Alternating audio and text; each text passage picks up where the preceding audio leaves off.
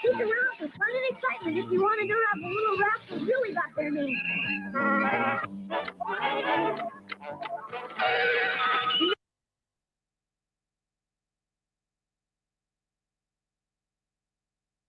And it's Rags to Riches with our friend Richie Rich. And watch out as Pac-Man chomps onto the scene with the Ghost Monsters.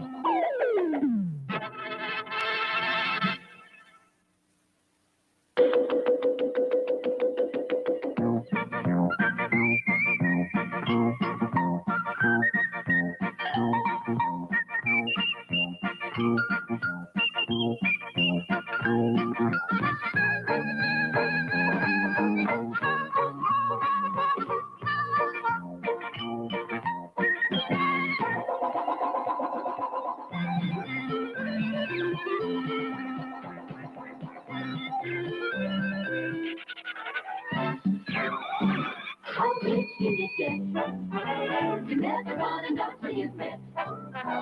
This young boy is rich as his name. That's Rich, Richie Rich.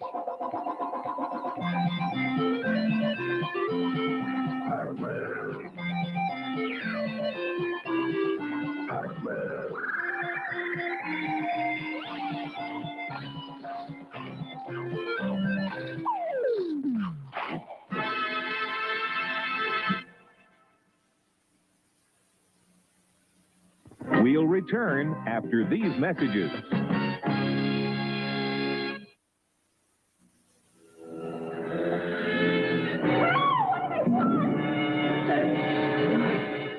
Tidal wave? Big soft liquid center bubble? Big burst of flavor inside. Hey, Chief, I don't know why it's called tidal wave.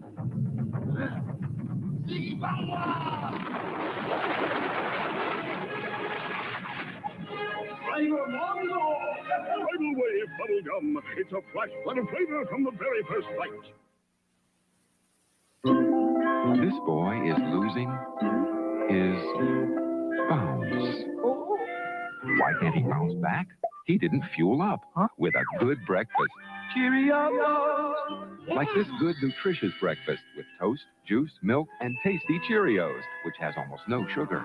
When you fuel up in the morning with a Cheerios breakfast, it'll really keep you bouncing. Wow. Cheerio!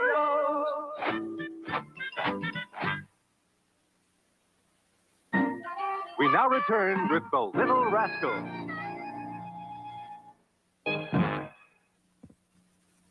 Hi, this is Pac-Man. Coming up next with more fun is a kid that's really loaded, Richie Rich, followed by more mischief from our favorite Little Rascals. And later, it's Pac Power. Stay tuned. We'll return after these messages.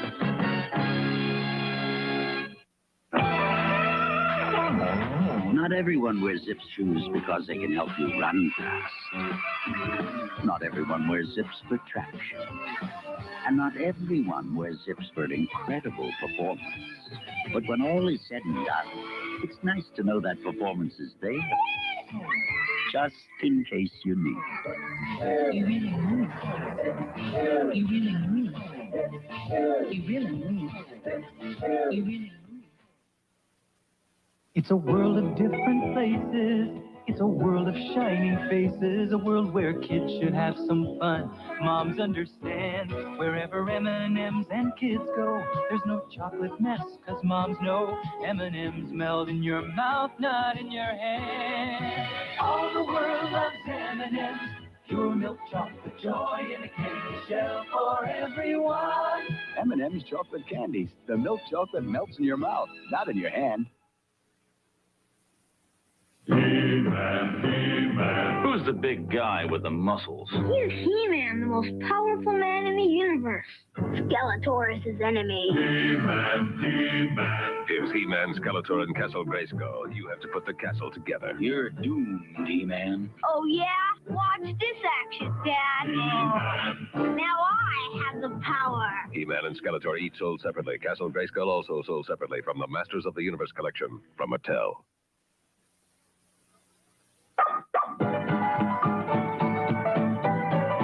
Hey, it's Gravel, Jay, Jack, different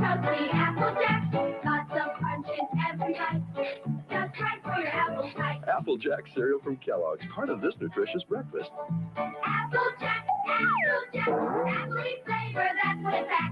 Cinnamon toasty, apple tasty, Kellogg's Applejack. Applejack. Free Kids TV with TLC, tender loving care. Take the time to talk about what they see. Take the time to look within too. Take time to help choose what they see. Treat TV with TLC, tender loving care. Right action for children's television, Newtonville, Mass. Tomorrow, Search is there when a man has a heart attack and survives. Search reveals the secrets of Gaylord Perry's spitball. Search shows the perfect killing machine in action. It's an all-new special Search. Then, on Thursday, Olympic medalist Tola Cranston journeys through time and space to a planet of wizards, demons, and princesses. A spectacular fantasy of ice that will dazzle the galaxies. The Magic Planet. An all-new special Search tomorrow and the Magic Planet Thursday. We now return with Richie Rich.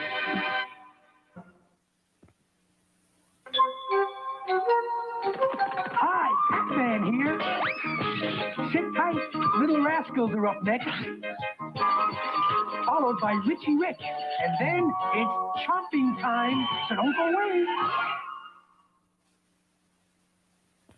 We'll return after these messages. It's Darth Vader, Lando Calrissian, and 4LOM from Kenner's Star Wars Return of the Jedi collection. Part of the Star Wars collection of 48 action figures, each sold separately. Now there's a brand new action figure not yet available in stores. It's 9num. You can get 9num free with 5 proofs of purchase from any Star Wars action figures. Details on specially marked packages. Offer expires June 15th, 1983. Darth Vader, Lando Calrissian, 4LOM, and other action figures each sold separately from Kenner's Star Wars Return of the Jedi collection. Hey, kid, what can I get you? Yum. What's that? You want gum? Yum. You like bubble yum? Yeah? Says here, super yum. Must be new, huh? Bubble yum, huh? Looks good. Think I'll try a piece. What's this again? Yum. Bubble Yum Bubble Gum. Now in strawberry, a new super yum flavor. Thank you.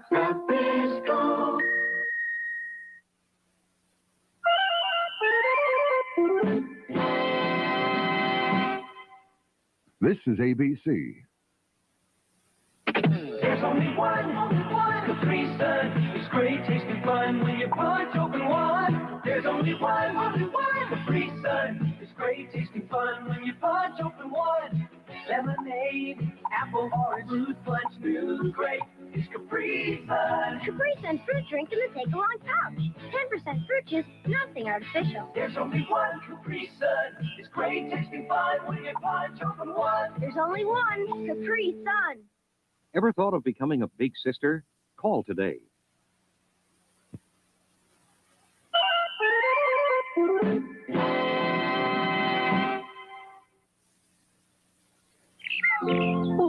The kids are after me Lucky Charms. Whoops!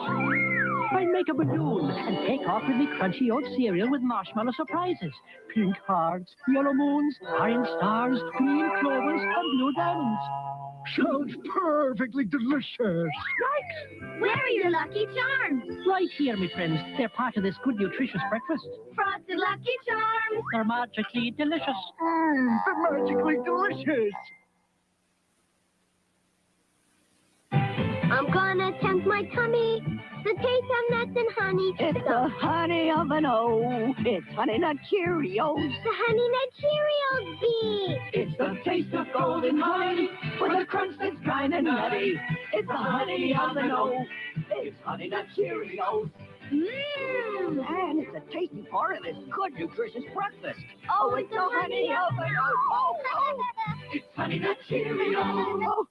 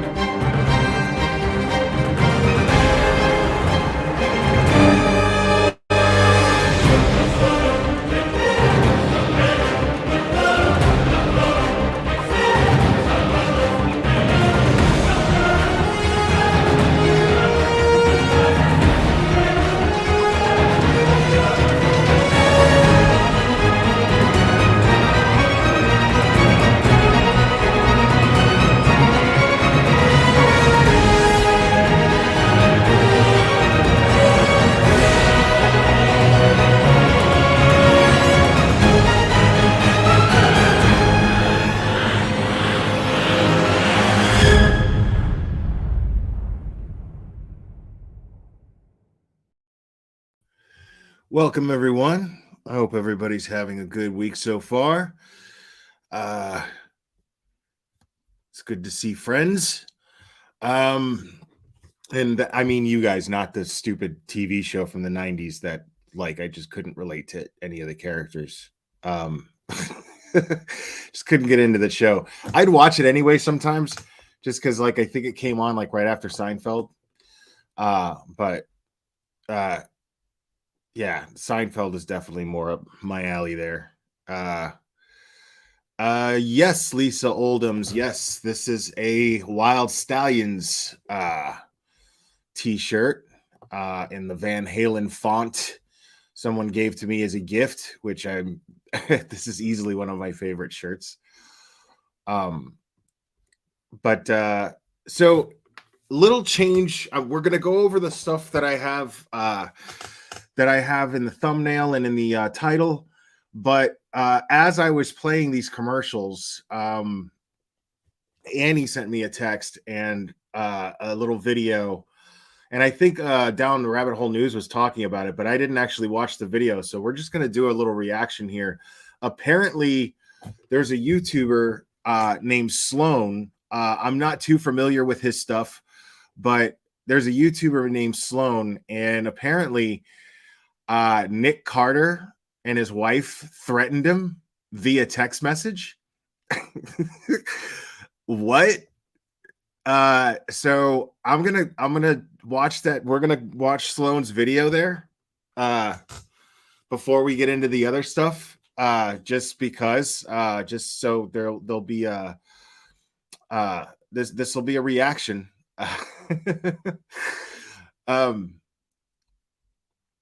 I got a shout out from Gazella today. Who's Gazella or Gisela? I don't know who that is. I feel kind of bad. But yeah, Gisela, thanks for the shout out. That's cool. That's super awesome. Oh, Grizzly True Crime. Okay, yeah, I was actually watching her stream a little today. I don't know her first name. But yeah, that's awesome. Yeah, she's awesome. I like her channel a lot. She was in my chat and somebody was like, I think I talked about this last time I was live, and somebody she was in my chat and somebody super chatted me and said, give Grizzly a shout out. And I didn't know what they were talking about. The word Grizzly could be anybody's handle, and so or give them a fond welcome it was. And I was like, hope your welcome's fond. And I didn't know, but apparently she was in my chat and I just couldn't see because I had another screen up and I just missed all of her comments. But yeah, I really enjoy her channel actually. She's really informative, very organized. But we're gonna watch this Sloan video. I think it's about 6 minutes long. And yeah, because I know Annie watches him. But I've never, I guess he does like celebrity videos and stuff like that, stuff on celebrities. So I'm gonna check it out. We're gonna watch that real quick. Okay, guys, I literally am shaking right now. Like, I filmed another video. I was editing. I was going to post it. But I posted a video this morning about... Okay, like, I kind of get that. Like, if there's a celebrity that you're talking about, I mean, the whole world is talking about celebrities. You know what I mean? Like, if there's a celebrity, if something's happening right now, Nick Carter has another alleged victim that's come forward and accusing him of sexual assault. And so he has so he has another alleged victim that's come forward.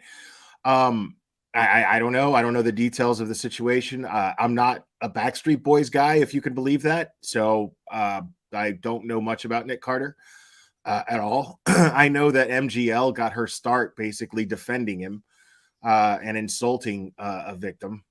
It's the base the foundation of MGL's channel is horrid. It's built off of being a shit person who doesn't give a fuck about victims. Very interesting. So, but I don't know what's going on with this, but let's check it out. The Nick Carter accusations. And now his wife is threatening me and my family, and I'm making this video right now as proof that if something were to happen to my life or my family's life right now, this is who did it. Nick Carter and his wife, Kit, are the people who have harmed me and harmed my family. So if I'm dead tomorrow, that's why.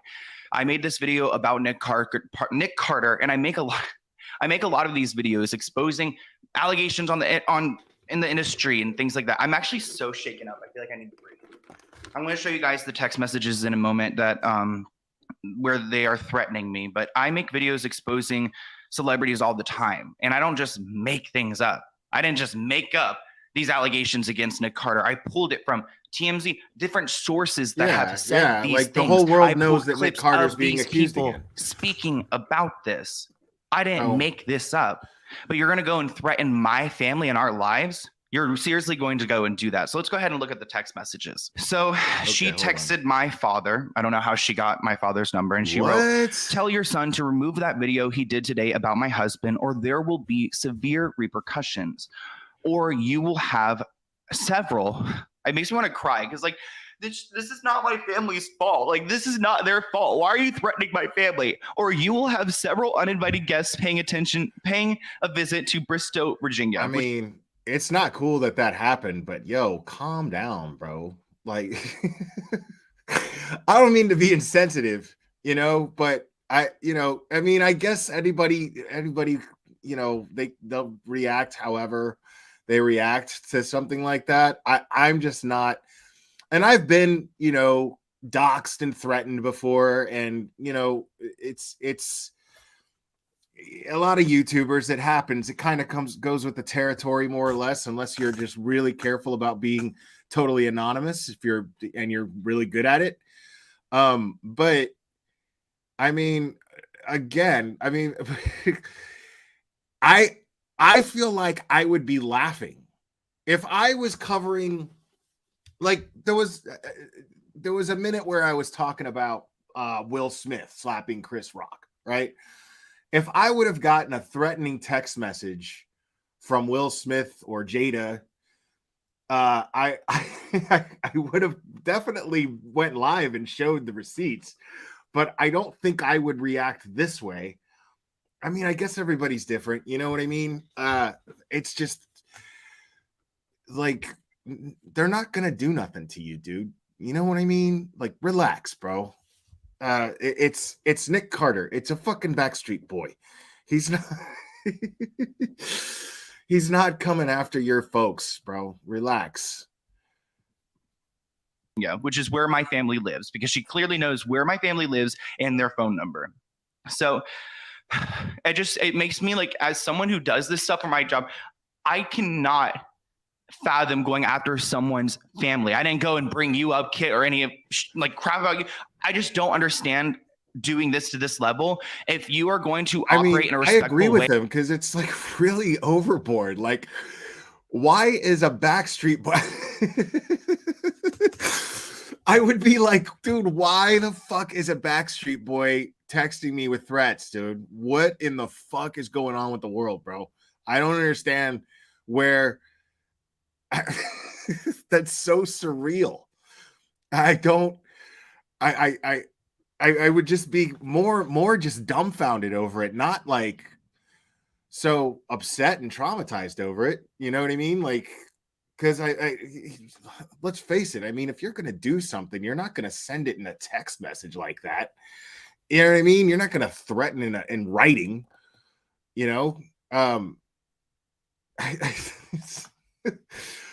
way. And if you truly feel like your husband is innocent, then why hasn't your lawyer been talking to my lawyer? Why hasn't your lawyer taken down all of the articles, all of the YouTube videos, everything online? I did not make this up. You don't get to go and threaten my family. You don't. And I'm not going to sit here in silence and be scared. So my dad replied with a picture of him holding something to defend himself. I'm going to block it out. Okay. So dad probably like had a gun and told mom, hey, get a picture of this. We'll send him. We'll let him know. You know, just dad's not playing, dude. I love it. Dad's like, this is not how this is going down. Fucking Backstreet Boys gonna threaten to come pay me a visit. Okay, I got you. Yeah, Backstreet's back, all right. There's no way I could take a threat from Nick Carter seriously. I'm not taking a threat from a Backstreet Boy seriously, dude. I'm just not doing it. Like, there's just no way. And he wrote, new phone, who dis? She writes, this isn't Michael Sloan. Let me preface by saying that my father and I have the same name. So it actually is kind of a blessing sometimes because it gets things confusing. But he wrote back to her, new phone, who this? Because he's literally like playing around with this. At this point, like if you really are going to have some people uninvited to my parents' home tonight, then they're leaving in body bags. Trust me. We have enough to... Yeah, no one's like they live in Virginia, dude. His folks are probably you're sending like to my place tonight, they will not be leaving alive if you want to be serious, because my dad does not play, and I just cannot believe that you have taken it to this level. And I will post every single thing on the internet because I have to protect myself. Because what's going to happen now tonight when I'm home alone? Suck. Are you going to come after? It does suck, but I mean, how stupid is this Backstreet Boy? Like, how dumb is he? Let's think about that for a second. Let's explore how stupid are you that you're gonna send in writing threatening threats. You're gonna send threats to a dude with a YouTube channel who has how many subscribers does this dude have? This dude has This dude has almost 800,000 subs, bro. Like, and you're going to send a text message in writing threatening this dude, a YouTuber. What do you think he's going to do? He's going to fucking go and make a video and blast your ass about it. Like, you just gave this dude so much content.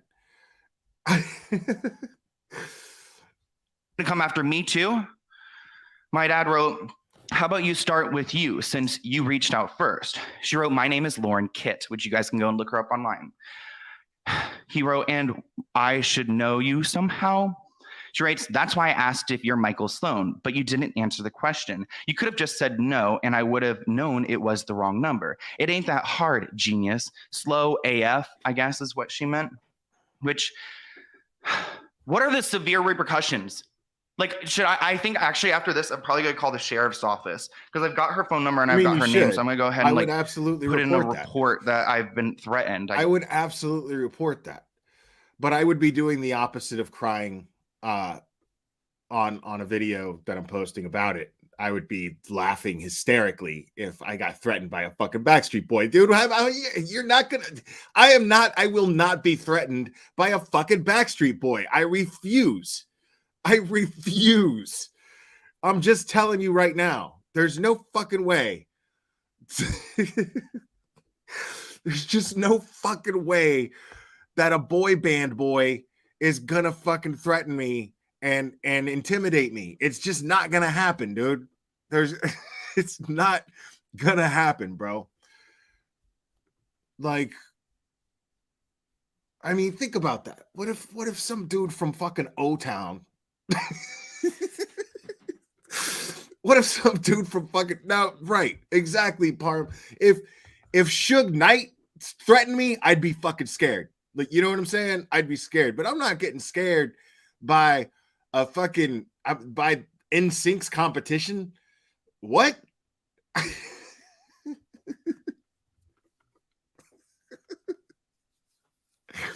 I'm just not. It's not gonna happen, bro.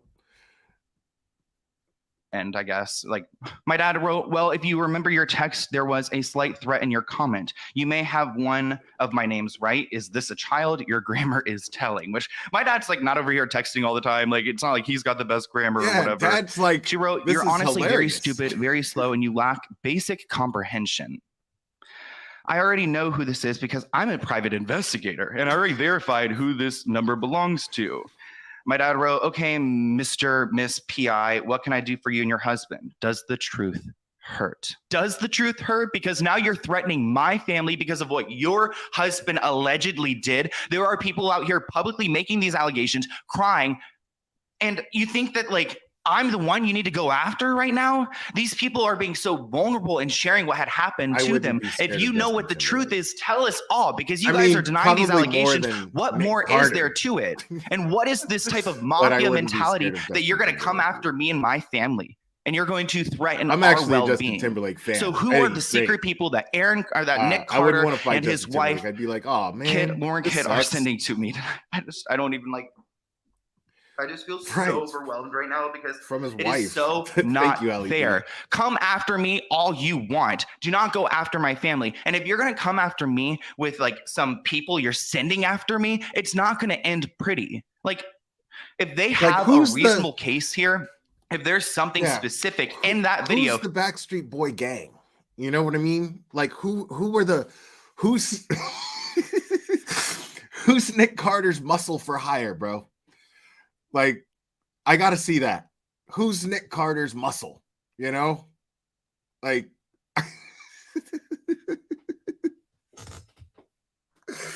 I got to know who his, like, what a group of Nick Carter heavies look like, bro. I am just...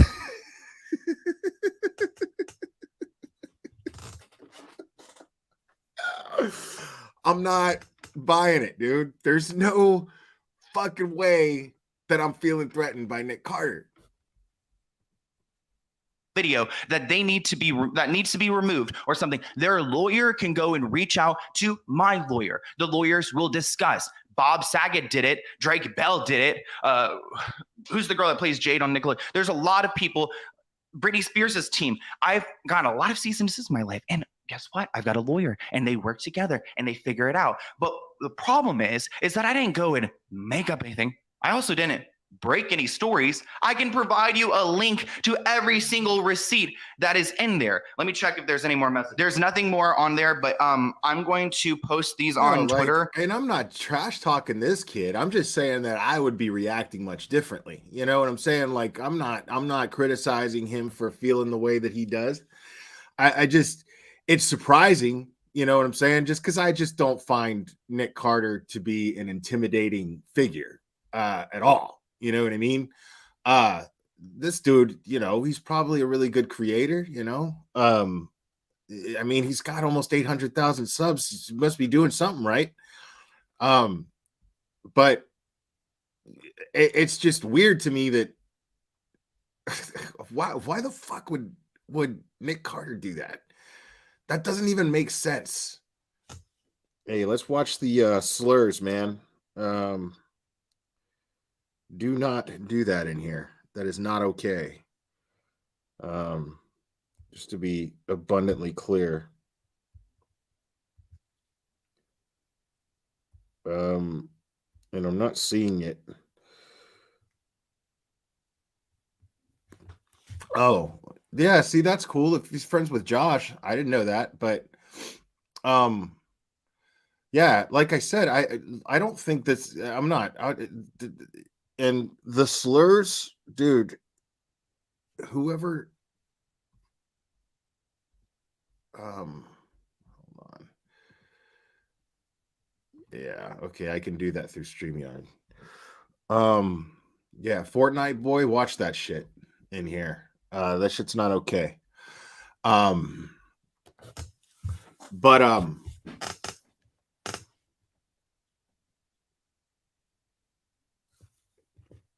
I don't like I don't feel like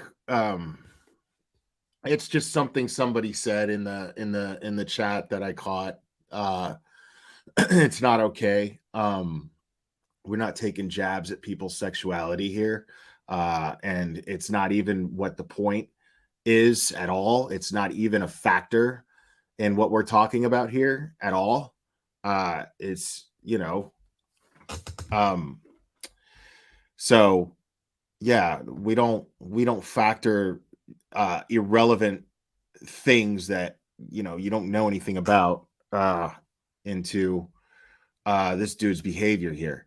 I mean, his reaction, he's justified in his reaction. I'm just saying that I would have reacted differently because it's Nick Carter. Like I don't find the guy fucking intimidating at all. That's just me. Twitter and continue a thread if there's any more, and I'll be back. And if I'm not here tomorrow and my family is harmed in any way, I want you guys to know that it was Nick Carter and his wife. Thank you, guys. Recordings just got better. Hey, it's Dan. So why would he? I don't understand why his wife would be stupid enough to do that. Like, don't they have a publicist that tells them stuff, what to do and what not to do? Don't they have, somebody that they pay? Don't they have somebody? Why would they? You know what I mean? It's just like he just said. It's like, why not have their lawyers talk about if they've got a problem with what he's saying? I mean, even if he were to say, I haven't watched any of his coverage of the Nick Carter stuff, but even if he were to say something to the effect of, I believe the victim and I think Nick Carter's a piece of shit, even if he were to say that, that's his opinion. He's allowed his opinion. He's perfectly entitled to it. If you're a public figure, you're subject to criticism. And you know what? Maybe don't go around, mistreating women to the point to where they feel like they have to falsely accuse you of some shit if it's a false accusation. And if it's not a false accusation, well, don't go around touching women inappropriately or assaulting women. Don't do that shit. Don't be assaulting anybody. And here you are trying to defend yourself against these accusations by doing what? By sending threats via text message? Are you stupid? You have to be stupid. You're stupid. You're stupid. Nick Carter's wife is an idiot, apparently. So yeah. Wow. What a moron.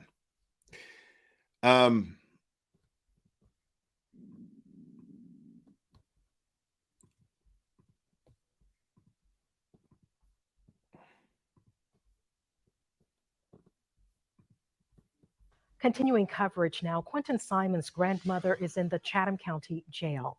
Billie Joe Howell's arrest is not connected with Quentin's murder. Chatham County's police chief has told us that the only person that investigators are charging in that case right now is the child's mother, Leilani Simon. Billie Joe Howell's charge is related to the custody of her other grandchildren. We have reached out to the juvenile court system here in Chatham County and are waiting back to hear from them.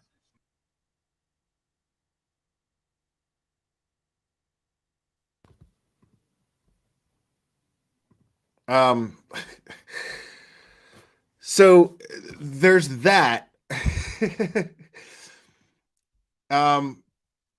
And basically she was arrested for contempt of court for basically violating a gag order, as I understand it. And she violates a gag order. And if I had to guess what the incident was where she actually did violate this gag order, well, it was probably going on Voices Behind My Balls channel. And that's just a stupid thing to do. Because she wasn't appealing anything. Because I remember Michael Long was under a gag order too, but it didn't stop him from going on my channel and other channels. He didn't really care because he would just appeal the shit. But this woman's not doing that. and she's just dumb. Like that's what you get, you know. And then of course we see then we see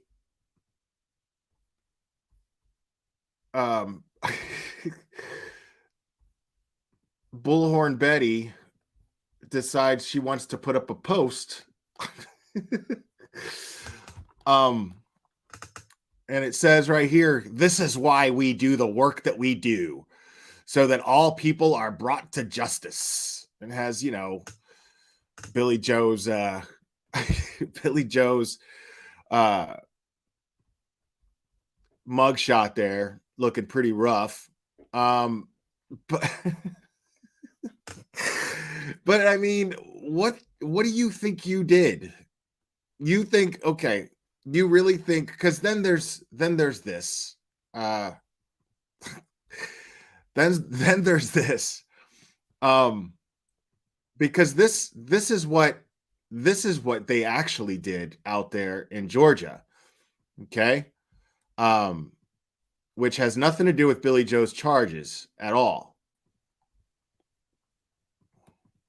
Well, today marks 2 weeks since Savannah toddler Quentin Simon was reported missing, as investigators continue to search a Chatham County landfill for his body. Now, we've learned new information about the whereabouts of his mother, the prime suspect in this case. Brooke Butler reporting from the nearby command center. She has new insight tonight about where the prime suspect's mother, Leilani, was recently seen. We want justice for Quentin, just like everybody else. As investigators wrapped up their first official day of searching at this Chatham County landfill, Quentin's mother, Leilani, and grandmother, Billie Joe Howell, were spotted miles away on Tybee Island. The host of a popular bar and restaurant tells me they were taking shots at their establishment and being, quote, very loud. This just hours after police announced they believe Quentin's body was thrown away like trash. We believe that he was placed in a specific dumpster at a specific location, and it was brought here by regular means of disposal. The mother and daughter were spotted again Wednesday morning at a Tybee Island motel. Police confirmed with WJCL they were called to Sandcastle Inn twice over people, quote, exercising their First Amendment rights and shouting at the motel. They say no arrests were made and no police report was filed, but a woman who identified herself as Billie Joe told officers she would be leaving and wouldn't come back. When we were there at around 1 in the afternoon, there was no sign of the two. But police don't believe Leilani's a flight risk. As for why she hasn't been arrested yet, because we're not ready to charge anyone yet. We still have work to do. We still have an investigation to do, and we are not going to do anything. This is obviously before they found Quentin's body, but this is what they were doing. They were working tirelessly. They had a team of professional men and women out there in hazmat suits, sifting through 2 million pounds of literally refuse, garbage. Who knows what's in that garbage? Literally anything that people don't want. Food, like rotten food, dog shit, whatever. You know what I'm saying? Like literally sifting through this stuff to find enough evidence to be able to arrest Leilani, and Leilani being the only suspect.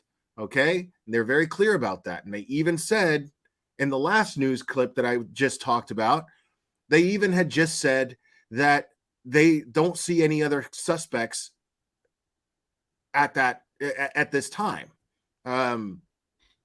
So the person that is responsible as far as law enforcement is concerned, as far as experienced investigators are concerned, that the person that they want in jail is in jail right now. Anything preemptively that would harm future prosecution. Now, it could take investigators days, weeks, even months to find Quentin Simon's remains, but they're determined to do so he can get the final resting place he deserves. Reporting in Chatham County, I'm Brooke Butler, WJCL 22 News. Well, she's not necessarily responsible, though. You know, is she a shit person, in my opinion? Absolutely. What I think is going on, Okay. What I believe to be going on is the system failed Quentin Simon. Plain and simple. The system failed that little boy. And there's a lot of cases like this where the system fails. There's the Gabriel Fernandez case. Yeah, there's the oh my God, and her name escapes me right now. But I feel bad about that because that one really hit home. The little girl in Seattle, and she was taken away from her adoptive parents or her foster parents, not adoptive but foster parents, that were providing her with a great home and upbringing. Oakley Carlson, baby girl, thank you so much for that. I appreciate it. Oakley Carlson. They took her out of her foster parents' home and gave her back to the natural parents. The dad being an ex-cop, and the mom just being a piece of shit, and they were clearly meth heads. And you know, the system absolutely failed that poor little girl. Now both of those people are in jail, but for separate charges. We still don't know what happened to Oakley. But with all of these cases that get so much public attention now, and the focus being on the system not doing enough, I think that has a lot to do with the fact that Billie Joe is in jail right now. She's being made an example of. She is being made an example of them being tough on these parents and grandparents, these guardians that are not fit to take care of these kids. And then it somehow, in some way, shape, or form or another, ends up costing that child their life. And this being a very public case, I'm thinking that the fact that they're under that much pressure right now, they wanted to make an example of Billie Joe. I did not hear the new audio of Leilani yelling at Quentin. But I will try to find that. If anybody has it, they can email it to me. Now, what I find, of course, you have Bullhorn Betty, who I knew as soon as this happened, she was going to take credit. She was going to take credit for it in some way, shape, or form. And that's just plain dumb. We're going to wait for a few people to get into the room. I would have been live a little bit earlier. Jesus, dude. However, I was stuck in the Checkers drive-thru when this story was breaking. So, hello all. Hello. I know you guys are going to be coming in here right any minute now. Like, you can't wait till you're well, done hello, eating, guys. bro. Don't mind the bedhead. I don't understand. I was actually in Checkers parking lot. Well, Checkers drive-thru. Bro. You need Checkers like I need another asshole, like on my elbow. Like, you're going to fucking end up getting a heart attack, bro, simply because you're so fucking high strung. All the fucking coffee you drink, you eat that shit going around screaming and yelling at people, dude, you're going to fucking that shit will kill you, bro. And she's just stuffing her. Okay, Checkers is the same company as Rally's. Checkers is tasty as fuck, though. I wish they had Checkers here where I live, but they have it in Florida, and I grew up in South Florida, and so I ate Checkers all the time. I love Checkers. Yeah, they got the seasoned fries, and you can buy Checkers fries like frozen at the grocery store. It's like the same thing, man. It's great. So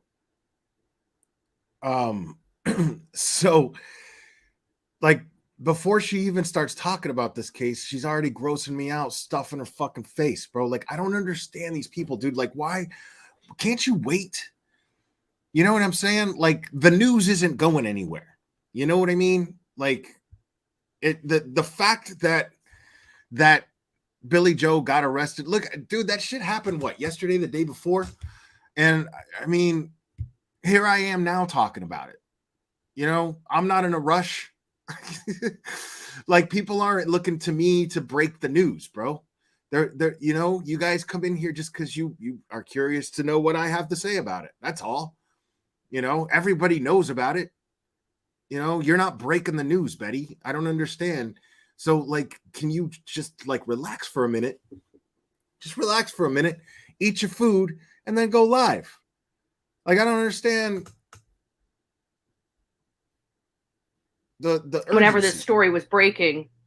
So I couldn't really actually go live right then. I didn't want you guys hearing all the junk food that I was ordering. Even be live now. You guys are going to watch me stuff my face anyways. So anyways, Billie Joe just found out she was arrested. Brett Buffington broke this. Like that shit that she and MGL does, man. Like, just sitting there smacking their fucking lips and chewing like fucking cows, bro. Like, on your stream. Like, why do you think people want to hear that? Nobody wants to fucking hear that, Betty. Like, these people pay you money and you, like, pressure them into it. And you don't have enough decency to, like, not eat, to just wait till you're done eating to address them. This. People started sending me stuff. I just posted Billie Joe's mugshot. There it is. Billie Joe is officially in jail. You can. She's in a turtle suit too. I don't know, but she's in an orange turtle suit. Her daughter was in a green turtle suit. So she's being held by the juvenile courts. We don't know what she's being charged with. There are two options here that she could be charged with. Reality. She could be actually charged in connection with her failure to protect Quentin. We don't know what suit.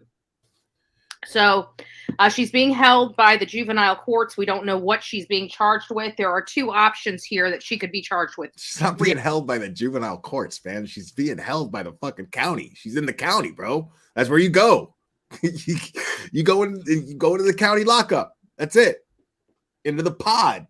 That's where you go. What are you talking about?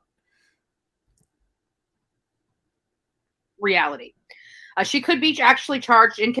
No, dude, listen. She's charged with contempt. That's it. Like, she was just charged with contempt because she wouldn't keep her mouth shut and she got on somebody's fucking YouTube channel, if I had to guess, because it was for violating a gag order. She obviously wasn't supposed to be talking about these kids, and then she ended up talking about these kids. She's not supposed to be doing that. You're not supposed to be jumping on meth heads' channels and talking about kids that you had taken away from you. You're not allowed to do that. In connection with her failure to protect Quentin, that resulted in his death, which we've been screaming family court, from the not top juvenile of our lungs, court, or on Suicide Watch. Juvenile court is completely different than family court. It's a completely separate thing, bro. Juvenile court is for juvenile offenders. Okay? It's what are you talking about? Mountain says, yeah, it's true too. But she could be arrested for the fact that she failed to protect. She wouldn't lie to the courts to get custody just to keep these kids in the custody of her daughter, to help her daughter out so the state wouldn't take custody. That could be very well true. That could be what this is about. Or remember, she did go in Diana's house and assault Diana. And God, dude, she's just like naming everything that she's not arrested for. Like, she's sitting here speculating on everything that's wrong. Like, not one guess is the correct one. And tried to snatch her daughter's phone out of her hand. So the last time I heard, she was going to Diana was going to be pursuing those charges. I've been having messenger issues because I got multiple accounts and I've been getting on one and forgetting about the other. It's been a mess, but it will get fixed soon enough. People are asking me how old she is. Billie Joe is truly 45 years old. I've been telling you guys that from the very beginning. Oh, thank you, honey bunny, for that awesome super sticker. Thank you. It's probably me stuffing my face, right? Sorry, Born Betty's got to eat. She knows. Okay, I've got to eat too. Right, but nobody's denying that you got to eat. That's fine. That's cool. But you don't have to go live and eat. That's what's gross, bro. Like nobody's interested in you being a fucking cow, bro, in front of everybody. Stop it. And we're running all day and not eating. So I was going to set up the office. I'm like, no, I don't even feel like getting in the office, setting up, doing all this. So I just decided to run live right from bed because this is where I eat. Don't tell anybody. It's what do awful. You mean? You it's told everybody that you woke up Traveling with Queen, thank you all so much for being here. She wouldn't be juvenile court for Diana's charges. So it sounds like fuck does that, bro? Like who? that this is related to Quentin and the fact that she put Quentin in harm's way and it resulted in his death. I mean, I pray to God that's what it is, or perjury, because she lied to the courts. Crazy. She absolutely lied to the courts. I received some other information. Sorry, I was working on my phone when I was receiving all this stuff in. Wow, it looks like Cher was going to have a live open discussion with her tonight. Well, doesn't look like you're going to have it tonight there, babe. Yeah, thank and you, it Kim. still hasn't God bless dawned you. on her. God That's bless exactly you. why she was Thank you for arrested. sticker. So it just says breaking: Billie Joe Howell, Quentin Simon's grandmother, has been arrested in Chatham County on a hold for the juvenile court system. We also have just some screenshots of Billie Howell, grandmother of Quentin Simon, arrested. The Chatham County Sheriff's Office said Billie Howell, the mother of Leilani Simon and grandmother of Quentin Simon, has been arrested and booked into the Chatham County Detention Center. Leilani Simon is the mother of the toddler Quentin Simon, who faces murder charges in his death. Howell's charge is a hold for juvenile court. WTOC will update this story as more information becomes available. It's not even so stupid. But other than that, and it just says police have arrested Billie Joe Howell on Monday. Oh, thank you. Thank you. God bless you. God bless you, Carla. What's she getting money for? Arrested for the death and disappearing of Quentin Simon on November 21st. So again, we don't know what this is. It appears that it has something to do with the courts related to the kids. So, and she's been arrested. I don't know if she's getting those kids back. Remember we heard she was saying she knows she's getting the kids back, that she's getting prepared for the kids. That shit makes no sense at all, dude. Like, welcome, Ellen C. Welcome. Thank you. Like, why? Like, you don't have anything. I mean, I could think of a million things, dude. I could literally think of a million things. It would take me forever, but I could think of a million things that I would rather spend money on than her right now. Like, with the information that she's giving no information at all. She's just like breaking Billie Joe's in jail, and it has nothing to do with Quentin's case. Has absolutely nothing to do with Quentin Simon, his murder. It only has to do with his living conditions, or even not even that directly. It has to do with the fact that she is not supposed to be talking about those kids, and she's talking about those kids. I still keep wondering when the service is going to be for Quentin. If it's happened, I haven't even heard one way or another whether it has or not, and who got to take Quentin. Oh my dude! But people want to know, dude. Why we do the work that we do. Here you guys know that like 90% of the time that I take a sip of something, I mute my mic because I don't think you guys want to hear the swallowing going on, and the sipping. You know what I mean? The slurping. It's fucking. Welcome, bad boy. Like, it's just courtesy, dude.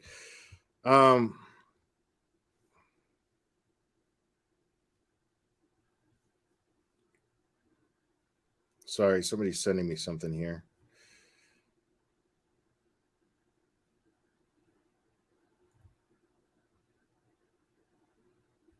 Okay. I don't know what this is. Sorry, give me 1 second here.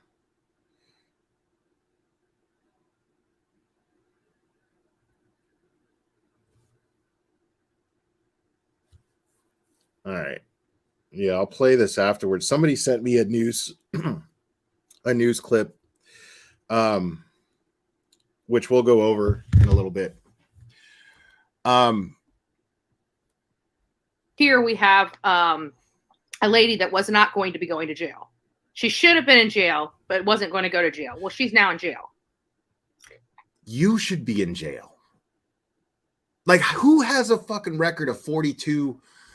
It's like, she's so lucky that Florida is not a fucking 3 strikes thing like California.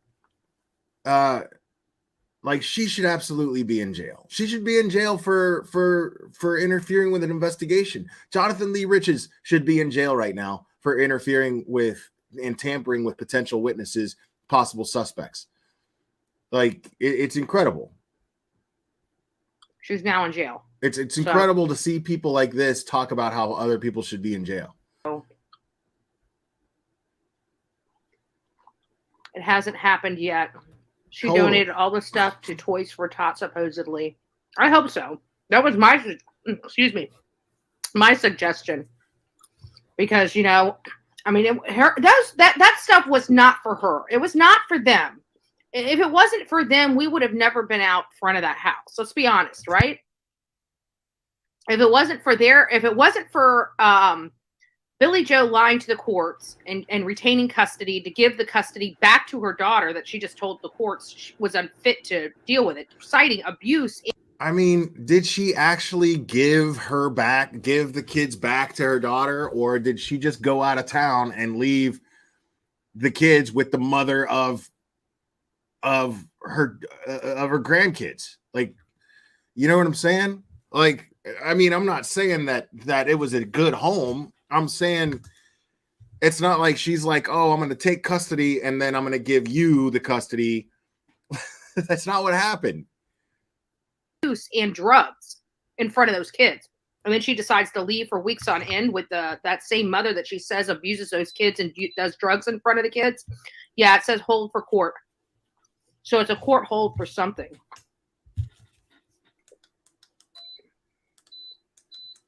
I think she lied under oath. Yeah, I've been saying perjury. I mean, it's upsetting that a person can lie to the courts of all places and walk away scot-free when a 20-month-old child just dies at the hands of the parent that should never even have had this child to begin with. And then to hear that they can just walk there. Dude, I love when people with no kids talk about, and people with no kids who have an extensive arrest record talk about people who shouldn't be having kids. Like, you don't get to do that. That there's not going to be held accountable for nothing. This is a good day, guys. We heard from law enforcement no other people were going to be arrested. Billie Joe thought she was just she's going to be out in like no time, bro. And look at, like, she's going to be out in like no time. They're not going to, like, the only way that I see, like, if she has a court date, she's either going to get time served, or if they want to like throw the book at her and make an example of her, what they'll end up doing is just like whatever the max penalty is for violating a gag order, which I don't imagine is a lot. 10 days, exactly 10 days, Rhonda. That's like nothing. So she's gonna do like 10 days in jail and that's it. You know what I mean? Like, it's ridiculous that she's sitting here acting like this woman like this woman all of a sudden, justice is served. Justice is a dish that's served cold. Look at that face. Like, she was crying. Too bad she wasn't crying for her grandson. She's crying for herself. She's crying for her. I agree with her on that. Freaking self. I think that's disgusting. She wasn't crying. Look at her. All drugged out, homely. She wasn't crying for nobody but herself. Look at that face. She ain't upset with nobody. She ain't upset that what happened to her grandson. No. No, she was never upset about that.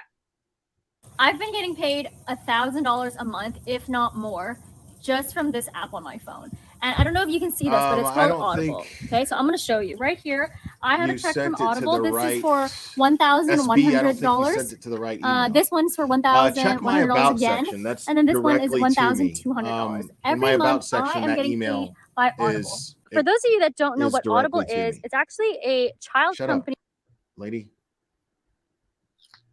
Oh my God, dude. But she's behind bars. That's all I care about. The two people, think about it. When we started this journey together, we had goals in mind. Bring Quentin home. That was first and foremost. Get him out of that landfill so he can rest in peace. Put Leilani behind bars. And see Billie Joe go behind bars as well. Now, there's also another possibility that she failed to mention. It could be that they have her locked up on this charge of violating a gag order. That's something that almost never somebody would actually be held in contempt for. But another thing is, maybe they have her locked up and it's an attempt to get her to provide more evidence against Leilani and have her speak against Leilani and make their case against Leilani stronger. It's possible. I don't really think that's probably the case, but if we're reaching, as far as it having anything to do with Quentin's murder, and then I'm thinking that would be the only thing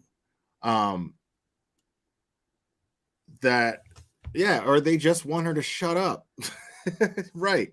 But I'm saying if it's anything that has to do with Quentin's murder, then what it's going to have to do, then it's just simply that they think that she can provide a testimony that's going to be strong and maybe, but the charge against her is bullshit. Like I would do the 10 days,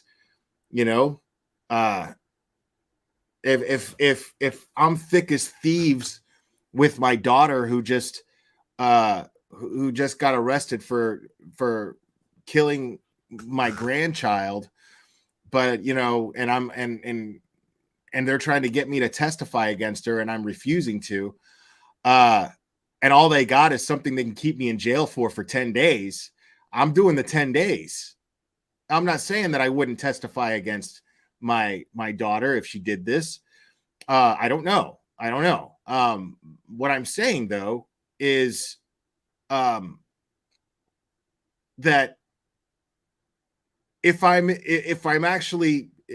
law enforcement's having a hard time getting me to testify because I'm trying to be loyal to my daughter, then threatening me with 10 days in jail is not gonna do it. I'm just gonna do the 10 days. There we go. Okay. And the email came through.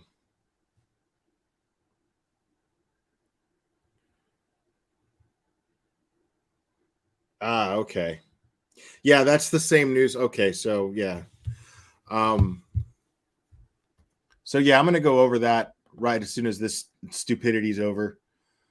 Thank you, SB, for sending that. Because I felt if it wasn't for Billie Joe, none of this would have ever happened. Period.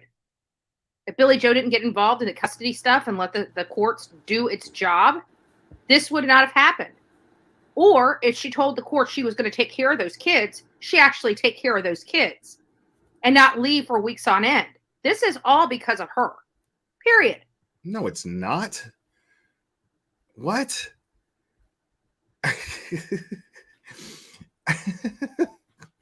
Wow. And then one person that should be held accountable is not being held accountable. That was, adding insult to injury. But again, we have Billie Joe behind bars. Police Chief Hadley's working his way up on, right before the holidays, right before Christmas. He's getting on the good list. He was on the naughty list. Okay, so even still, 180 days. So somebody just texted me saying that it's up to 180 days max.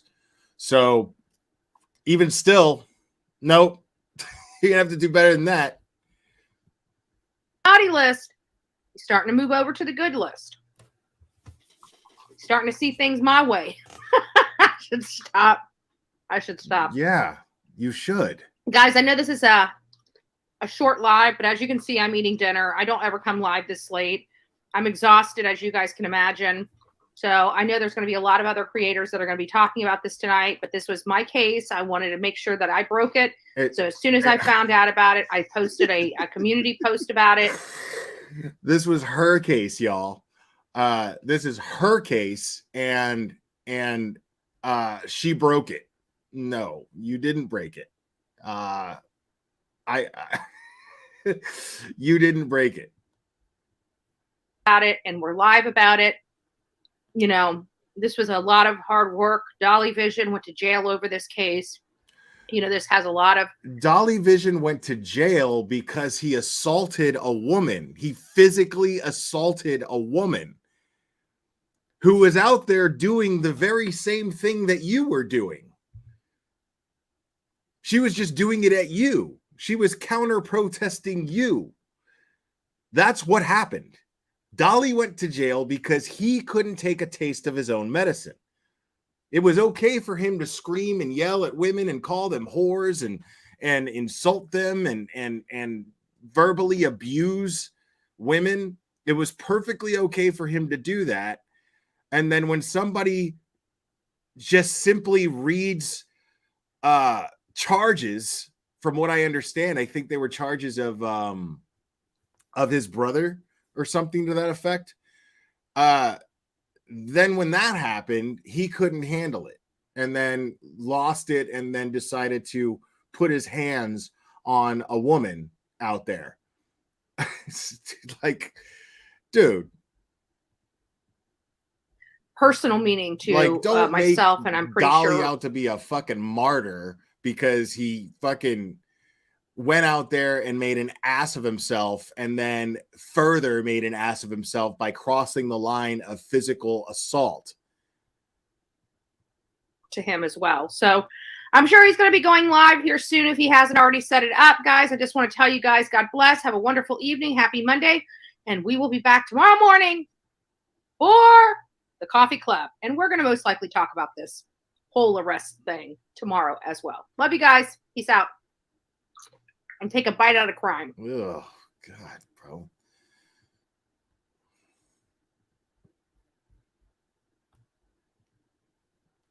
Like, she's just pure cringe, dude.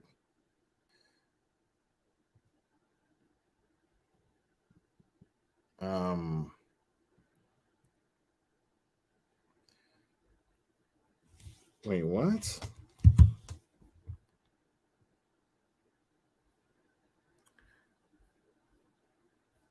Why isn't that showing up? Give me 1 second here, folks.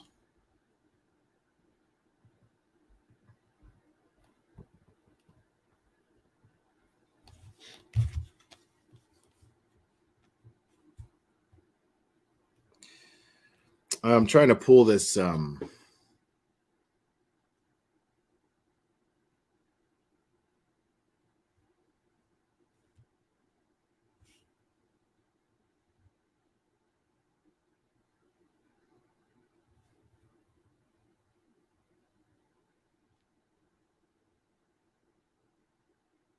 okay. So hopefully that works.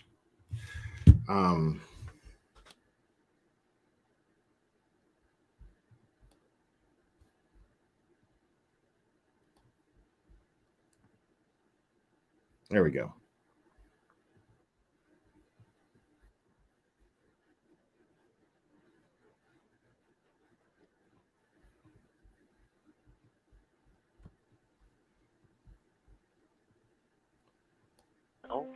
Who went missing. Her 20-month-old baby boy was missing from his pack and play.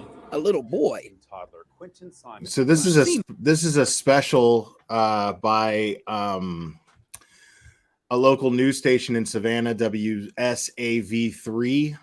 Billie just vanished. He's just a baby. Taken. Someone came in and took him. Grandpa called Lilani Simon a liar on day 2 of this search. Everybody that was in and out of that house during the time surrounding this baby's disappearance, get them to agree to a polygraph and start pinging their phones. A little boy whose case became a headline. The search continues this morning in Georgia for a missing toddler. Our top story tonight has been nearly 48 hours. I really can't stand her. Back at the Southwest Chatham County home. A little boy whose face gave police a purpose. Yesterday, our team posted this picture of Quentin. A little boy who deserves justice. This afternoon, Chatham County Police Department detectives arrested 22-year-old Lilani Simon and charged her with malice murder, a little boy concealing the death of another lost, person, false reporting, and making false statements. And then I get a text at 9 o'clock saying, have I seen Quentin? A little boy named Quentin Simon.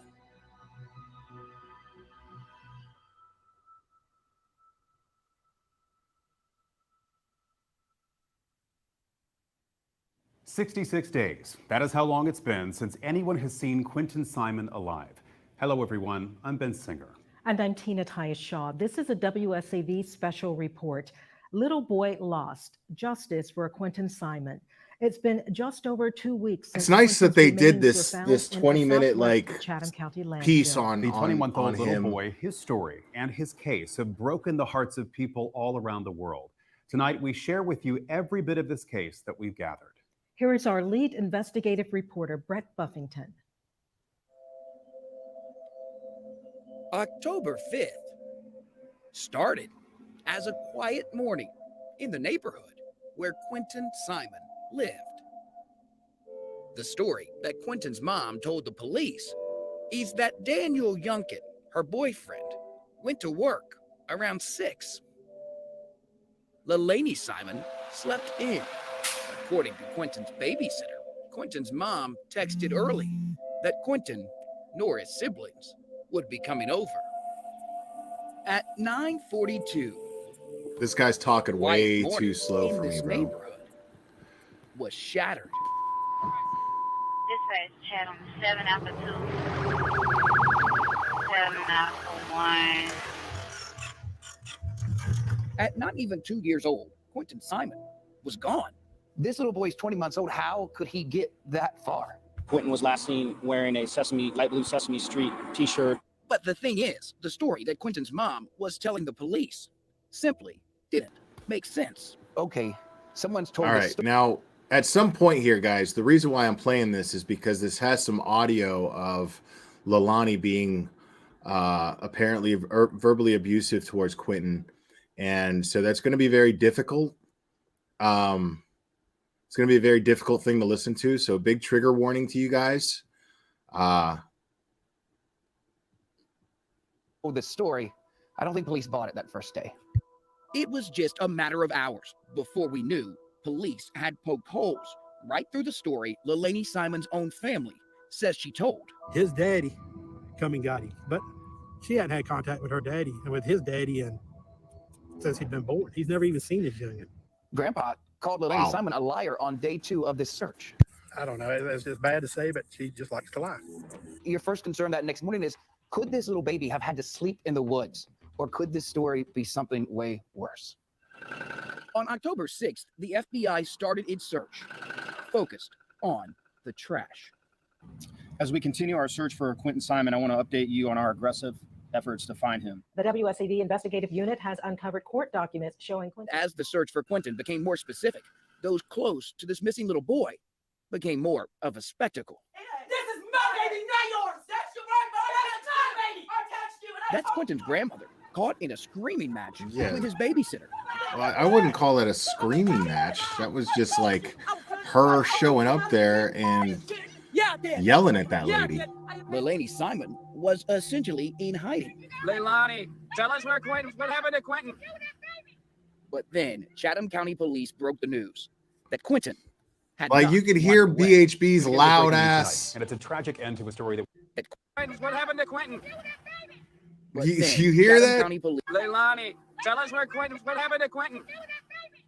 But then And there was Chatham a County Police minor. There's a minor getting into the truck. Like PHB sucks so bad. The news that Quentin had not wandered away. We begin with breaking news tonight, and it's a tragic end to a story that we've been following closely for a week now. The evidence that we have so far, based on multiple search warrants and interviews, has led us to the conclusion that Quentin is deceased. What's he do with that baby? Dude, shut up, lady. Like, dude, being a Karen is not a job, already, bro. On the police radar, they believed something bad had happened to Quentin. They had evidence that they believed that Quentin was no longer alive. And all of a sudden, we find out that this whole family is out on Tybee Island at a beach bar.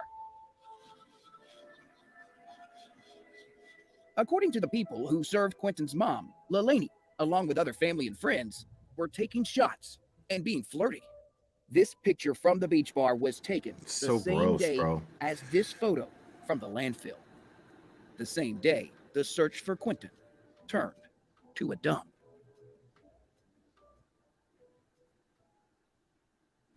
But there was someone who cared about this missing little boy, someone who told police about how Quentin was treated before he went missing, before he was killed. When we come back, our exclusive interview with babysitter Diana McCarta and the brand new audio you See, have to that's hear the thing to is the Diana lady, I don't fault her in any way, you know, but I wish she wouldn't talk so much publicly because I feel like that could damage their investigation.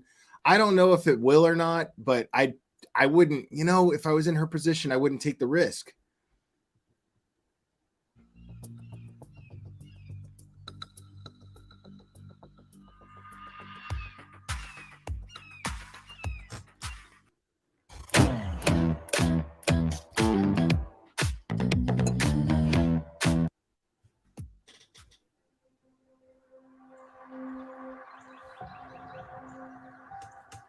I'm Diana McCarta, and I used to babysit Quentin. Tell me about him.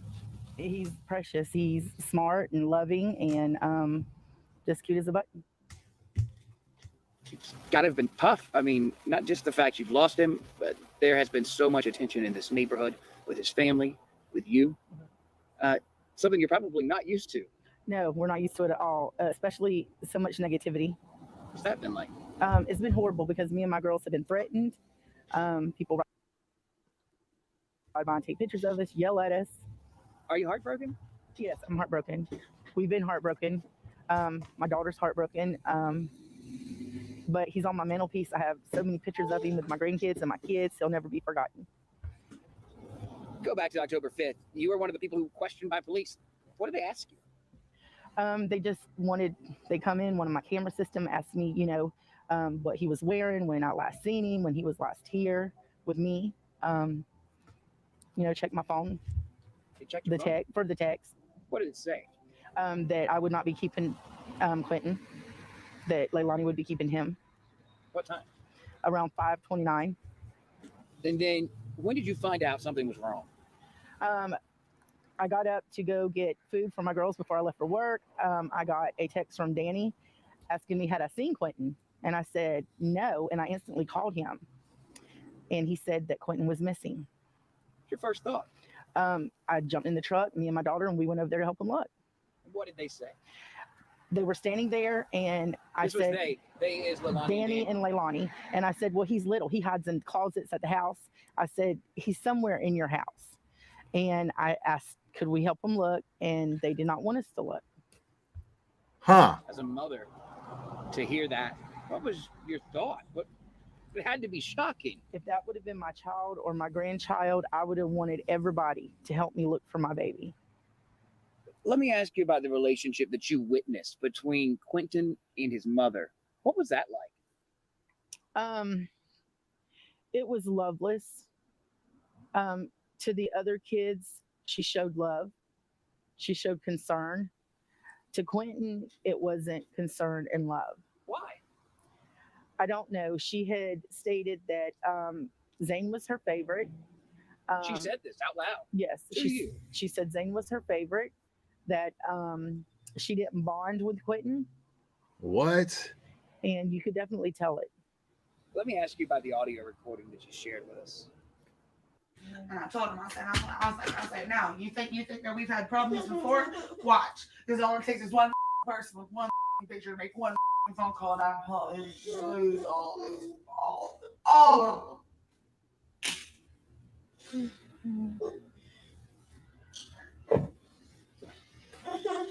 Problems before. She said Zane was her favorite, that she didn't bond with Quentin, and you could definitely tell it. Let me ask you about the audio recording that you shared with us. And I told him, I said, now you think that we've had problems before? Watch, because all it takes is one person with one picture to make one phone call, and I lose all of them.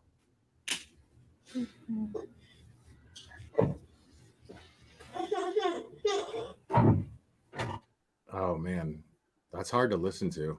Oh my Yeah. God. And you can't fight the tears that. Tell me about it. I mean, is there more? Because she wasn't yelling at him. She was just cussing in front of him, which is still shitty, but you know, it sounded like she was talking to someone else, and you know, there's a baby crying. The audio recording that I shared was from my daughter's phone. It was a recording of us finding the babies in the pool, and my daughter calls me from work, and I come straight home. We try to get Leilani to the door. There was nobody that answered the door. We didn't know if she was gone or what. Brought the kids back to my house. A few minutes later, Leilani calls wanting if we had the kids. We said yes. Let me get this right. Which kids were in the pool? Because Zane is what, 5? Zane, yes. Zane Quentin and is Quentin. 2? Mhm. She's not even 2. Right. And these kids were in the swimming pool alone. Yes. Wow. We always recorded some of the things that she said, and my daughter happened to record it that day, and then she found it. Did Billie Joe know that you were recording, Leilani? You had shared those recordings with her? No, I hadn't shared them, but she knew that I was recording. I told her I was, because Leilani could make Billie Joe believe anything. When you heard that recording, what did you think? I thought it was horrible. I just can't believe that she would be mad at her kids being in the pool when she's the mother. She should have been with her kids up, taking care of her kids. Is there something you would have changed in that process going up? Would you have called DFACS more? Would you have called the police? Or did you do everything you could? I believe I did everything I could. I talked to DFACS. A lot of people did. So I think that a lot of us around here did everything that we could do. What do you say to all those people on the internet who essentially were just trolls? They had nothing to do with this case. They were from all over the world. Yeah. And they would nitpick anything you said, anything. Yeah. What do you say to them? Get a life. Stop doing this to people. Stop harassing them. Until you know the situation, don't harass people. But you don't need to go on every Quentin's mom. You don't need to go on every interview and put YouTube, TikTok videos up every other day either, lady. Been in trouble before. And was on probation the day her little boy went missing.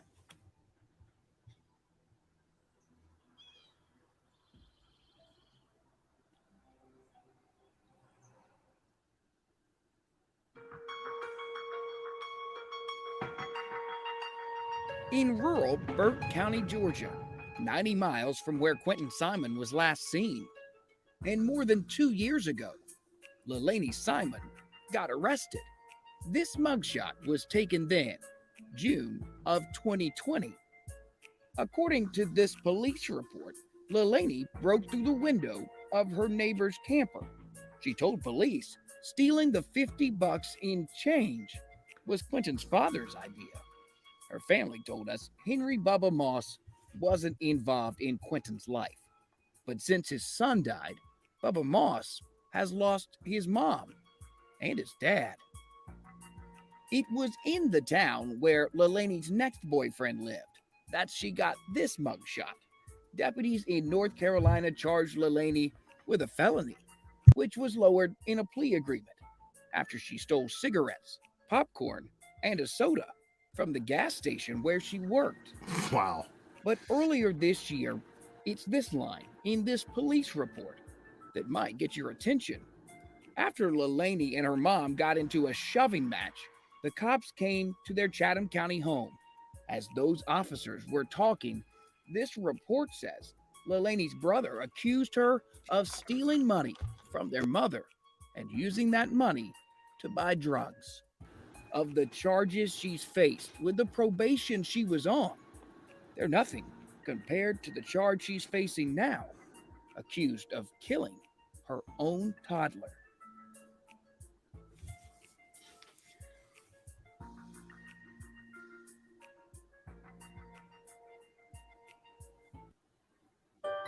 With Create Studio Pro, you can create amazing 3D character explainers just like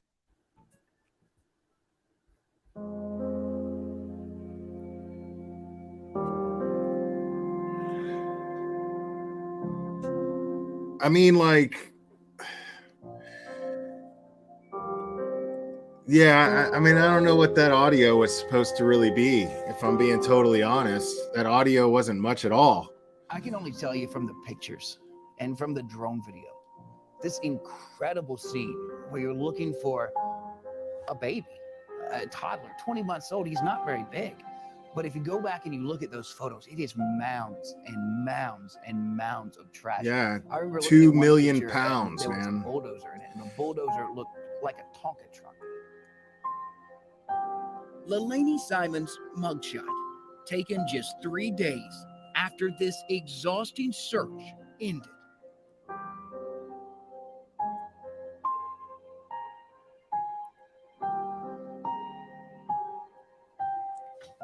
A search that took more than a month.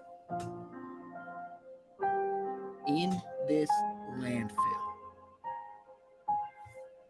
Police investigators, using, among other things, cell phone data, were able to build a case.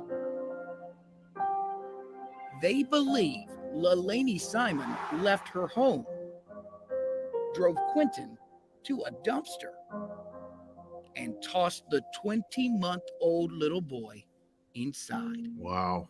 That dumpster was dumped into a trash truck, which brought Quentin to this landfill.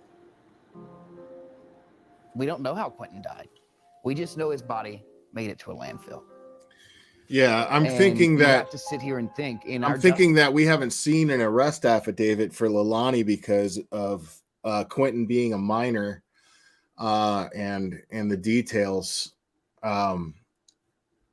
Now we saw we saw an arrest affidavit for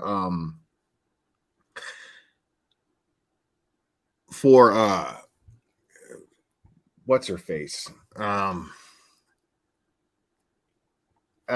Jesus, why am I having these brain farts of people's names? Letitia Stock. We saw that, and that had some really horrible details. But that wasn't the reason why the judge allowed that to be released. It's because there was more evidence after the fact. So there was another arrest affidavit that was made, and the original, I guess they added charges or something. And then, you know, the original arrest affidavit was released. And it was really, really bad, man. It was real bad. Like I can't wait to see this woman get like sentenced. Like I just can't wait.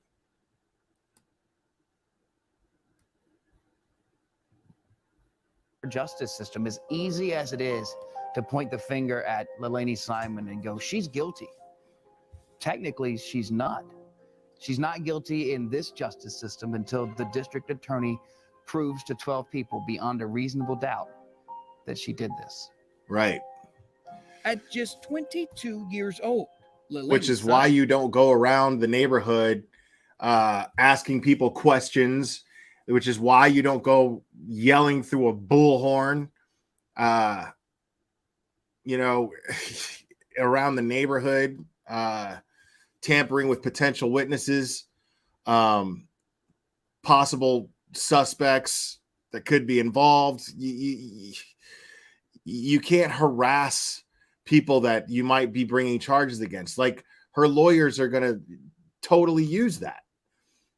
I'm sure her lawyers are going to use that. If she goes to court and she doesn't plead guilty, I guarantee you that her defense attorney is going to bring up and use the harassment that took place in Savannah at the hands of Bullhorn Betty and Dolly Vision and every other fucking idiot that showed up there, including MGL, including Jaundice for All. Simon has been charged with malice murder, a charge that will require prosecutors to prove that Quentin's own mother not only killed the toddler, but intended to do it. It's a charge that Leilani Simon, through her public defender, has said she's not guilty of. So that's interesting right there. Tonight, Leilani Simon is So they plan on fighting this in court. the Chatham County Detention Center awaiting that day. A trial date has not been set, but she is expected to be back in court for a status hearing in January. And we will be there. That is our special report tonight. We thank you for watching. As always, the news continues now and around the clock on WSAV.com. Good night.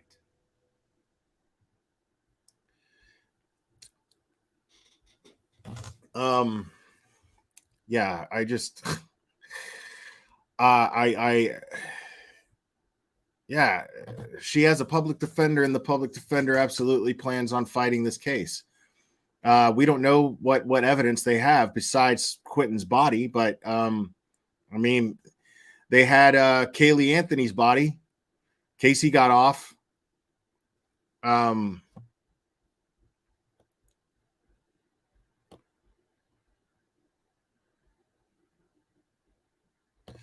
That's a possibility there too, Jenny D. Genie.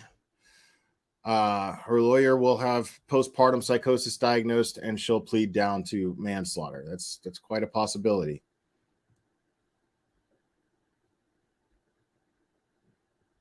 Right, exactly. Constance Sue has something to say. You know, like, these people don't. I mean, she claims to be a paralegal. Bullhorn Strangler claims to be a paralegal, and she doesn't even have this much common sense. You know, it's ridiculous. The boyfriend probably did squeal. Maybe.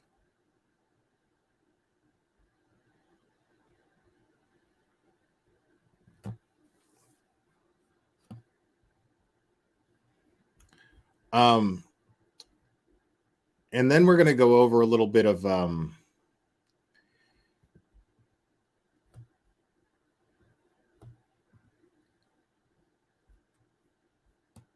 we're going to discuss actually, give me 1 second here.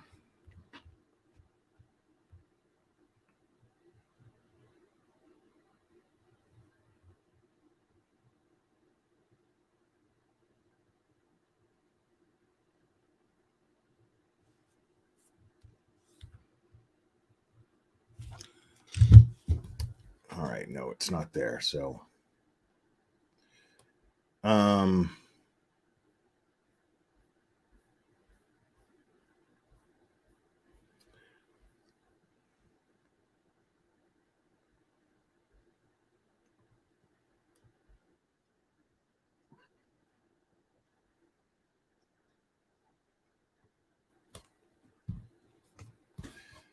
right.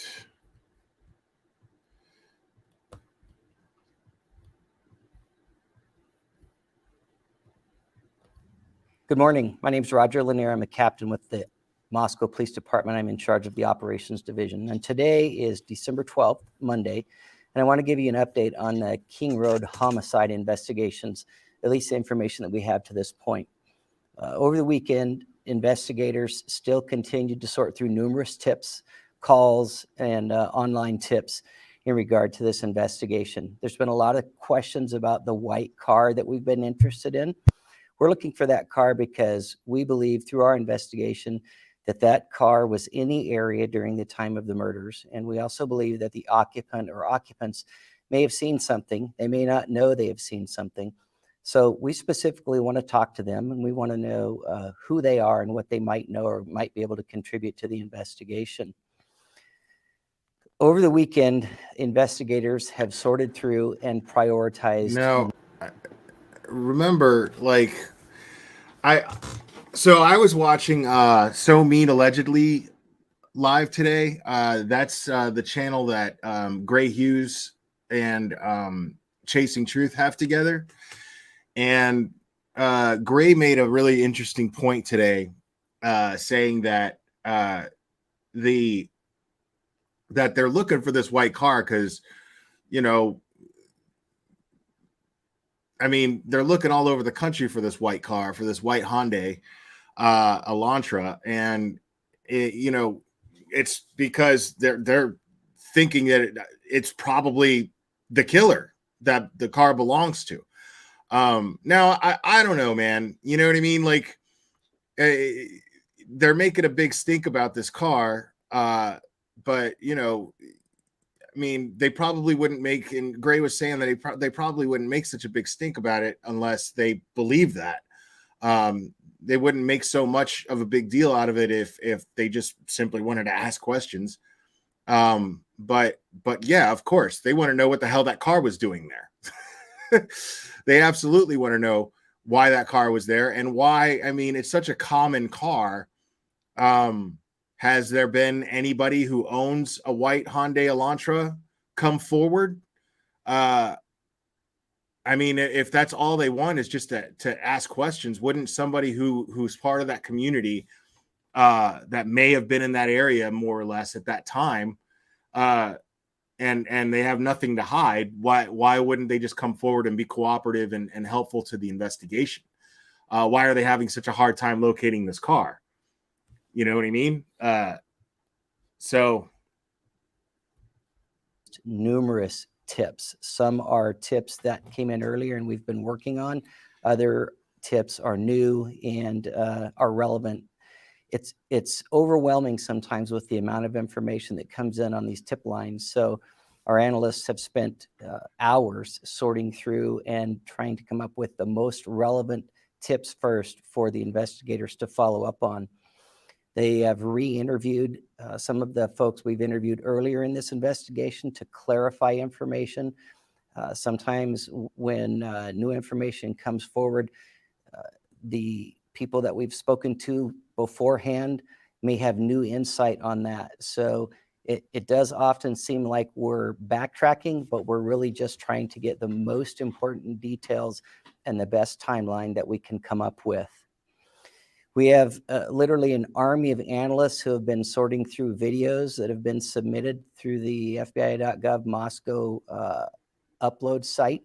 Those videos are from all over town, gas stations, and specifically the area around King Road. We've been trying to use those videos to garner new information. As you can imagine, there's hours and hours and hours of videos, so it does take a lot of time. I want to talk a minute about safety. There's been a lot of speculation about what is the safety to the public right now, or the risk to the public right now.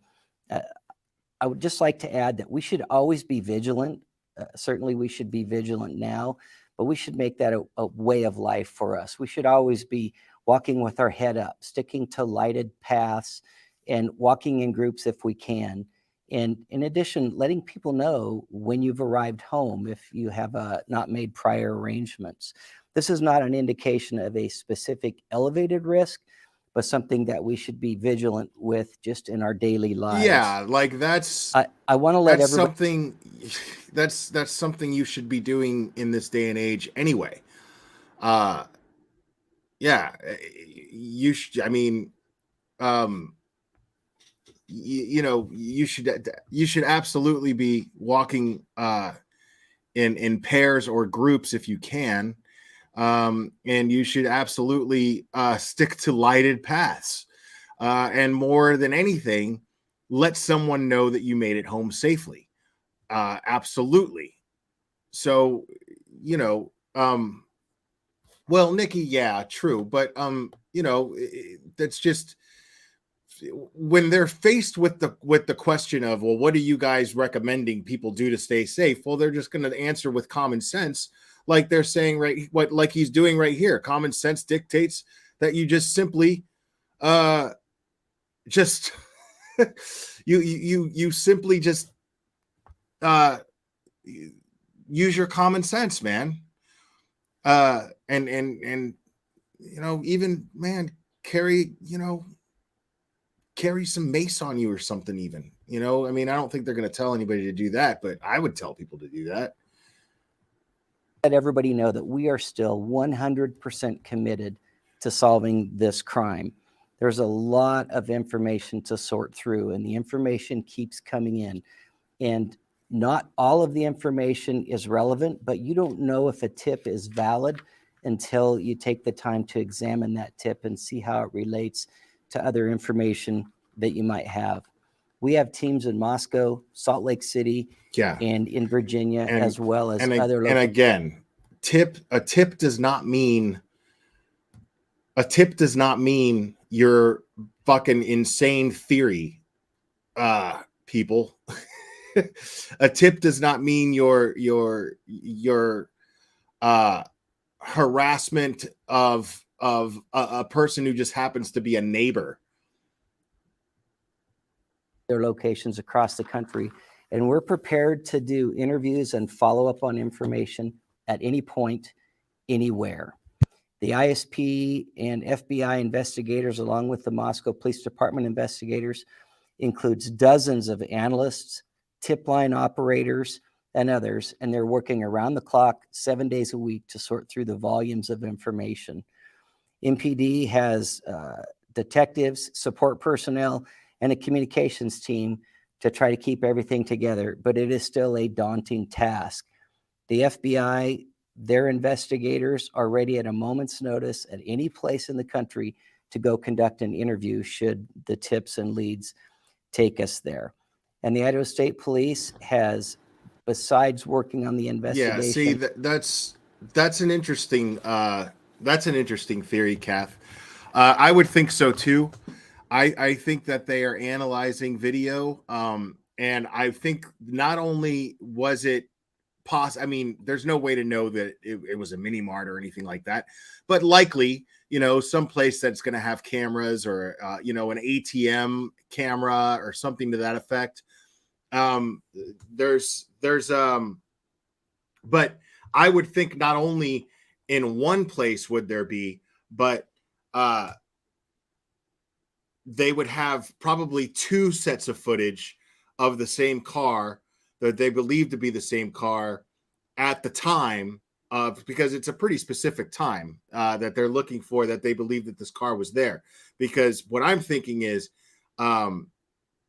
they have, you know, point A and point B, and the murders taking place being somewhere in between those 2 points where the footage in those two places were probably taken.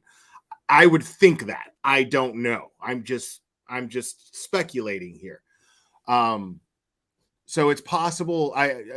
If they're looking for this car based on camera footage, I'd say they have more than one point of camera footage to where they have timestamps that would likely put that car in that area at that time, because it's somewhere in the middle between a point A and a point B, as far as footage goes.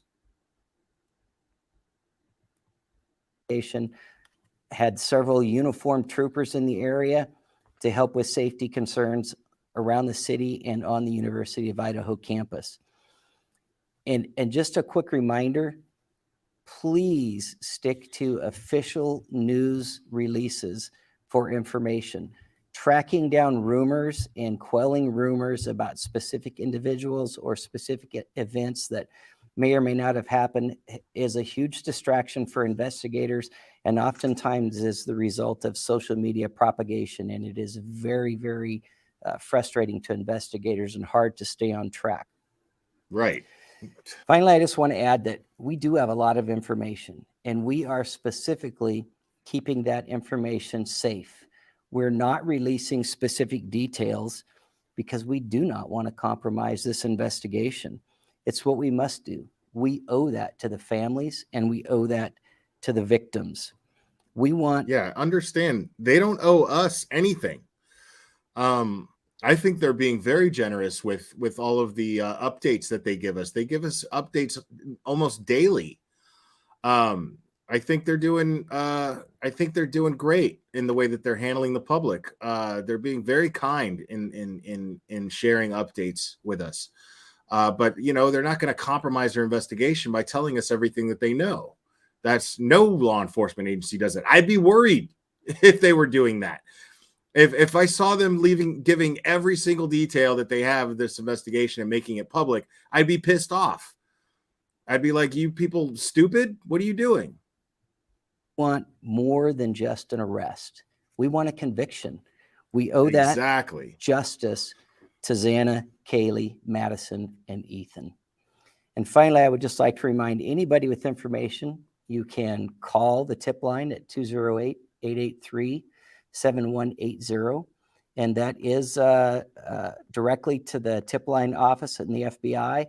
There's been some frustration about having to wade through the tip line, but remember, this is not the only investigation in the country. So please be patient. We want that information. Anything could break this open for us. And then also the email tip line is tipline@ci.moscow.id.us. Thank you for your continued patience. Oh, in yeah. this investigation. Nikki, I don't know if you're in the United States or not, but here in the United States, yes, a Hyundai is a very popular vehicle. Very affordable, very practical, gas efficient.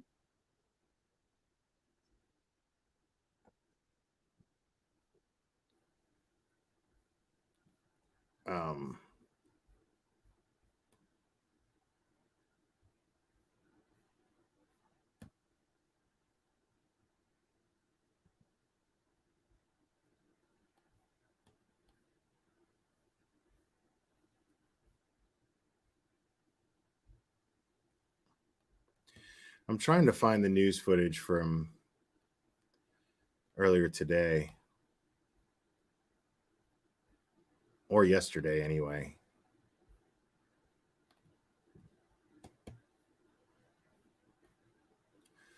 Let me see if I can find it.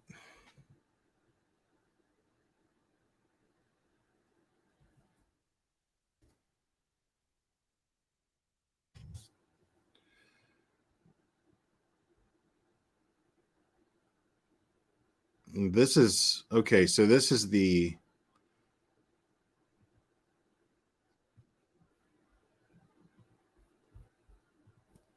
This is a long video too. I'll speed it up a little.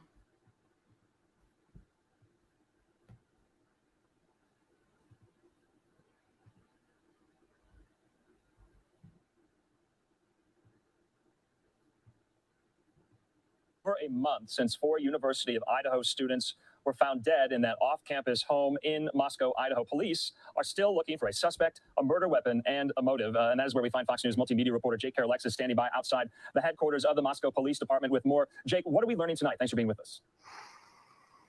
Andrew, good evening. Good to see you. Well, about an hour and a half ago, Fox News Digital reporting that detectives have obtained 8 hours of security footage from a gas station here in Moscow. And the biggest thing to take out of that is that they saw a white sedan passing by the gas station early in the morning, the night of those 4 murders. And that's relevant because over the last few days, police have been asking the public's help for any information on... Okay, so yeah, so it was 8 hours of footage from a gas station.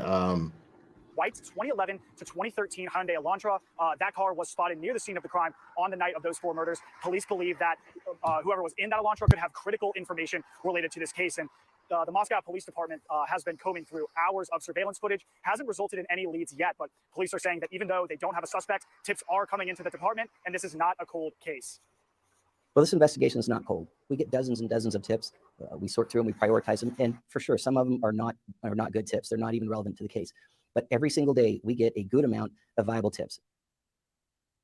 Andrew, the county See, court that's told Fox refreshing. News that investigators put paper bags over the victim's hands at the scene to preserve DNA evidence. Forensics experts say the victims could have the killer's hair or skin on their hands underneath their fingernails if they touched the killer trying to defend themselves. Andrew? Okay, so Jake, are police responding yet to this, piece of evidence, video and photos that Fox News Digital has obtained? Have they made any comment about it? Do they know it exists? Andrew, I haven't seen anything since the report came out about an hour and a half ago. Thank you so much there, Sinner 1977. You like the cut of my jib. I appreciate it. On if police have made any comments or if they are aware of this piece of evidence. It's our digital team reporting here on the ground. Yeah, I sped this up because this is a long As piece. soon as we know what they know. This is like 20 minutes long, too. This is 22 minutes long, so. And Jake, also give us a sense. You've been there for a couple days now. What's the feeling like on campus now? A month removed. Are a lot of students out and about? That was what we had heard early on, that a lot of students did not want to come back from the Thanksgiving holiday because they were, afraid. Police have indicated as much. Thanks, Sheila They Bleeks. don't believe, this poses a threat, a wider threat to the public there, but they want students, faculty, and other people who live there to remain vigilant and cautious. Do you get that sense still? Well, Andrew, I was on campus this morning, talked to several students how they're feeling about the investigation. It's been over a month. This is actually the last week of classes here before holiday break starts, and most of them said that they felt safe, they felt secure. They are planning on coming back after winter break as well for the next semester, barring anything crazy happening in this case. There was one student I talked to who said that some of her friends will not be coming back next semester, but everyone I talked to on the ground said that they are feeling safe. Again, about a little over a month removed from this incident. Okay, and Jake, just lastly, you've been outside the police headquarters. Have you noticed any activity, people coming and going, any police officials? Still a lot of media around there? Andrew, been here for about half an hour. It's been pretty quiet here so far. A couple people trickling in and out of the department, but nothing. Oh, I don't know about that. Police cars coming or going, or No, I'm sure they went around, and it's probably faster to at least say it. I'm sure they went around, but I mean, to know every single place, they only have so much manpower. To go and hit up every single place for footage would be extremely time consuming. And I'm sure they did that to a certain degree, but I'm sure they also told all of the local businesses, hey, if you have any footage, please share it with law enforcement. Please share it with us. And so it was probably one particular place that actually ended up sending it to them rather than them showing up and asking for it.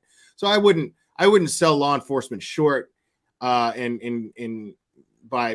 saying that they didn't go around and ask for footage. Maybe they did. Maybe they just didn't get that footage, and they told people to send it to them. I know that they've publicly told people to send them footage. Or anything abnormal happening.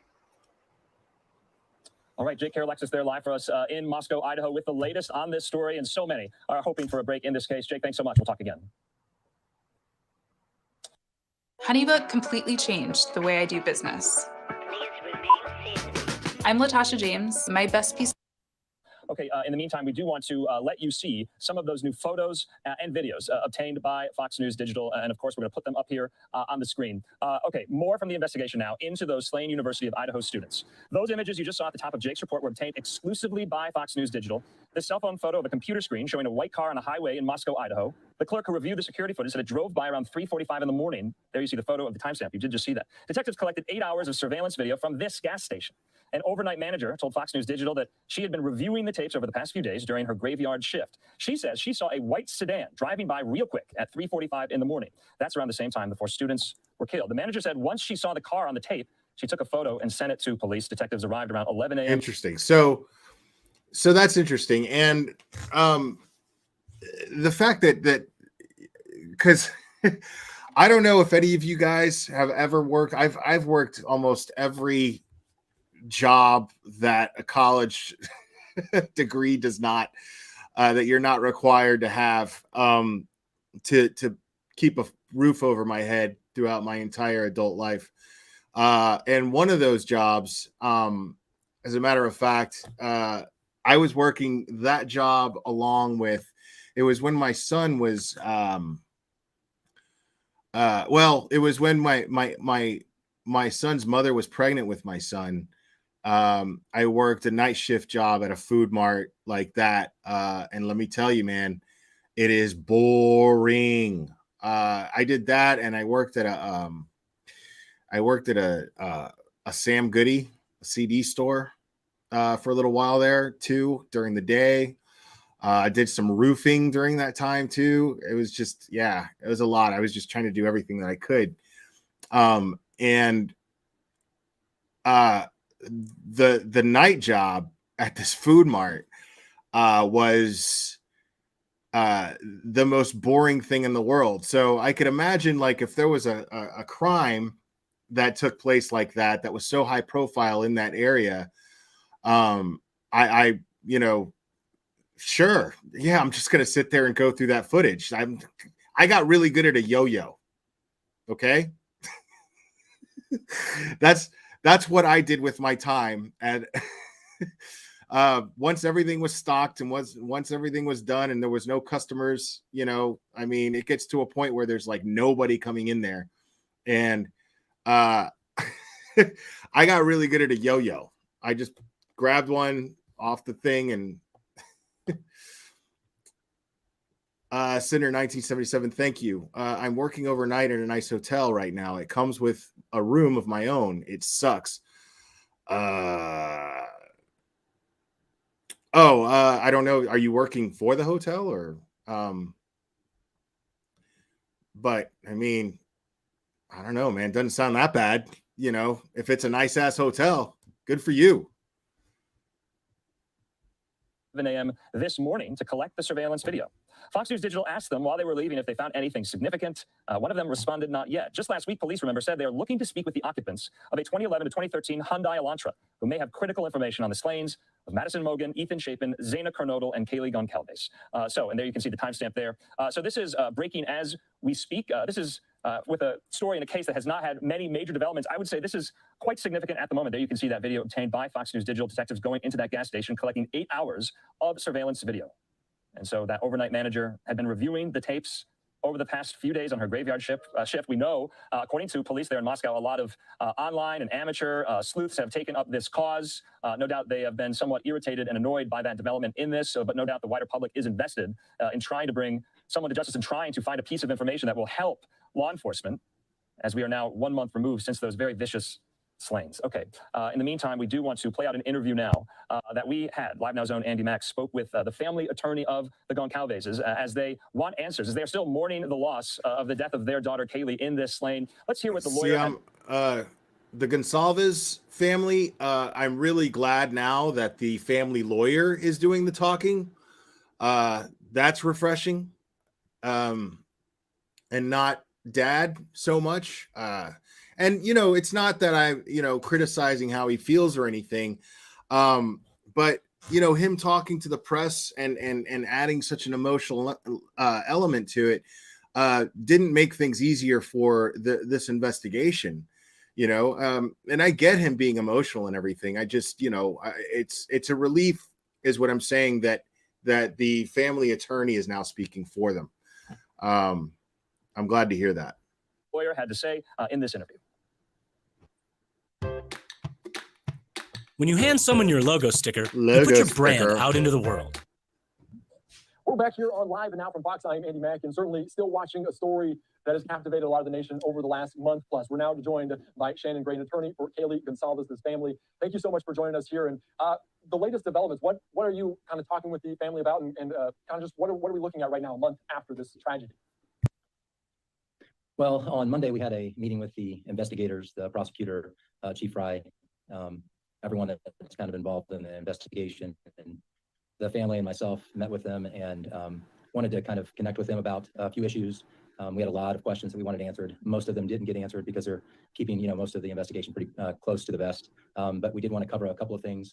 You know, the first thing was accountability. There have been a lot of inconsistent statements put out by Chief Fry, Bill Thompson, Kathy Mabbitt, Art Betke, the mayor. And those inconsistencies kind of didn't promote confidence in the investigation, because if you have one rooster that's basically speaking and telling the correct information instead of 4 or 5 people speaking and giving interviews. I mean, I don't know why this guy is like making it seem like there's all these inconsistencies. Like all there's been is the one thing where the district attorney said one thing and the cop said another regarding the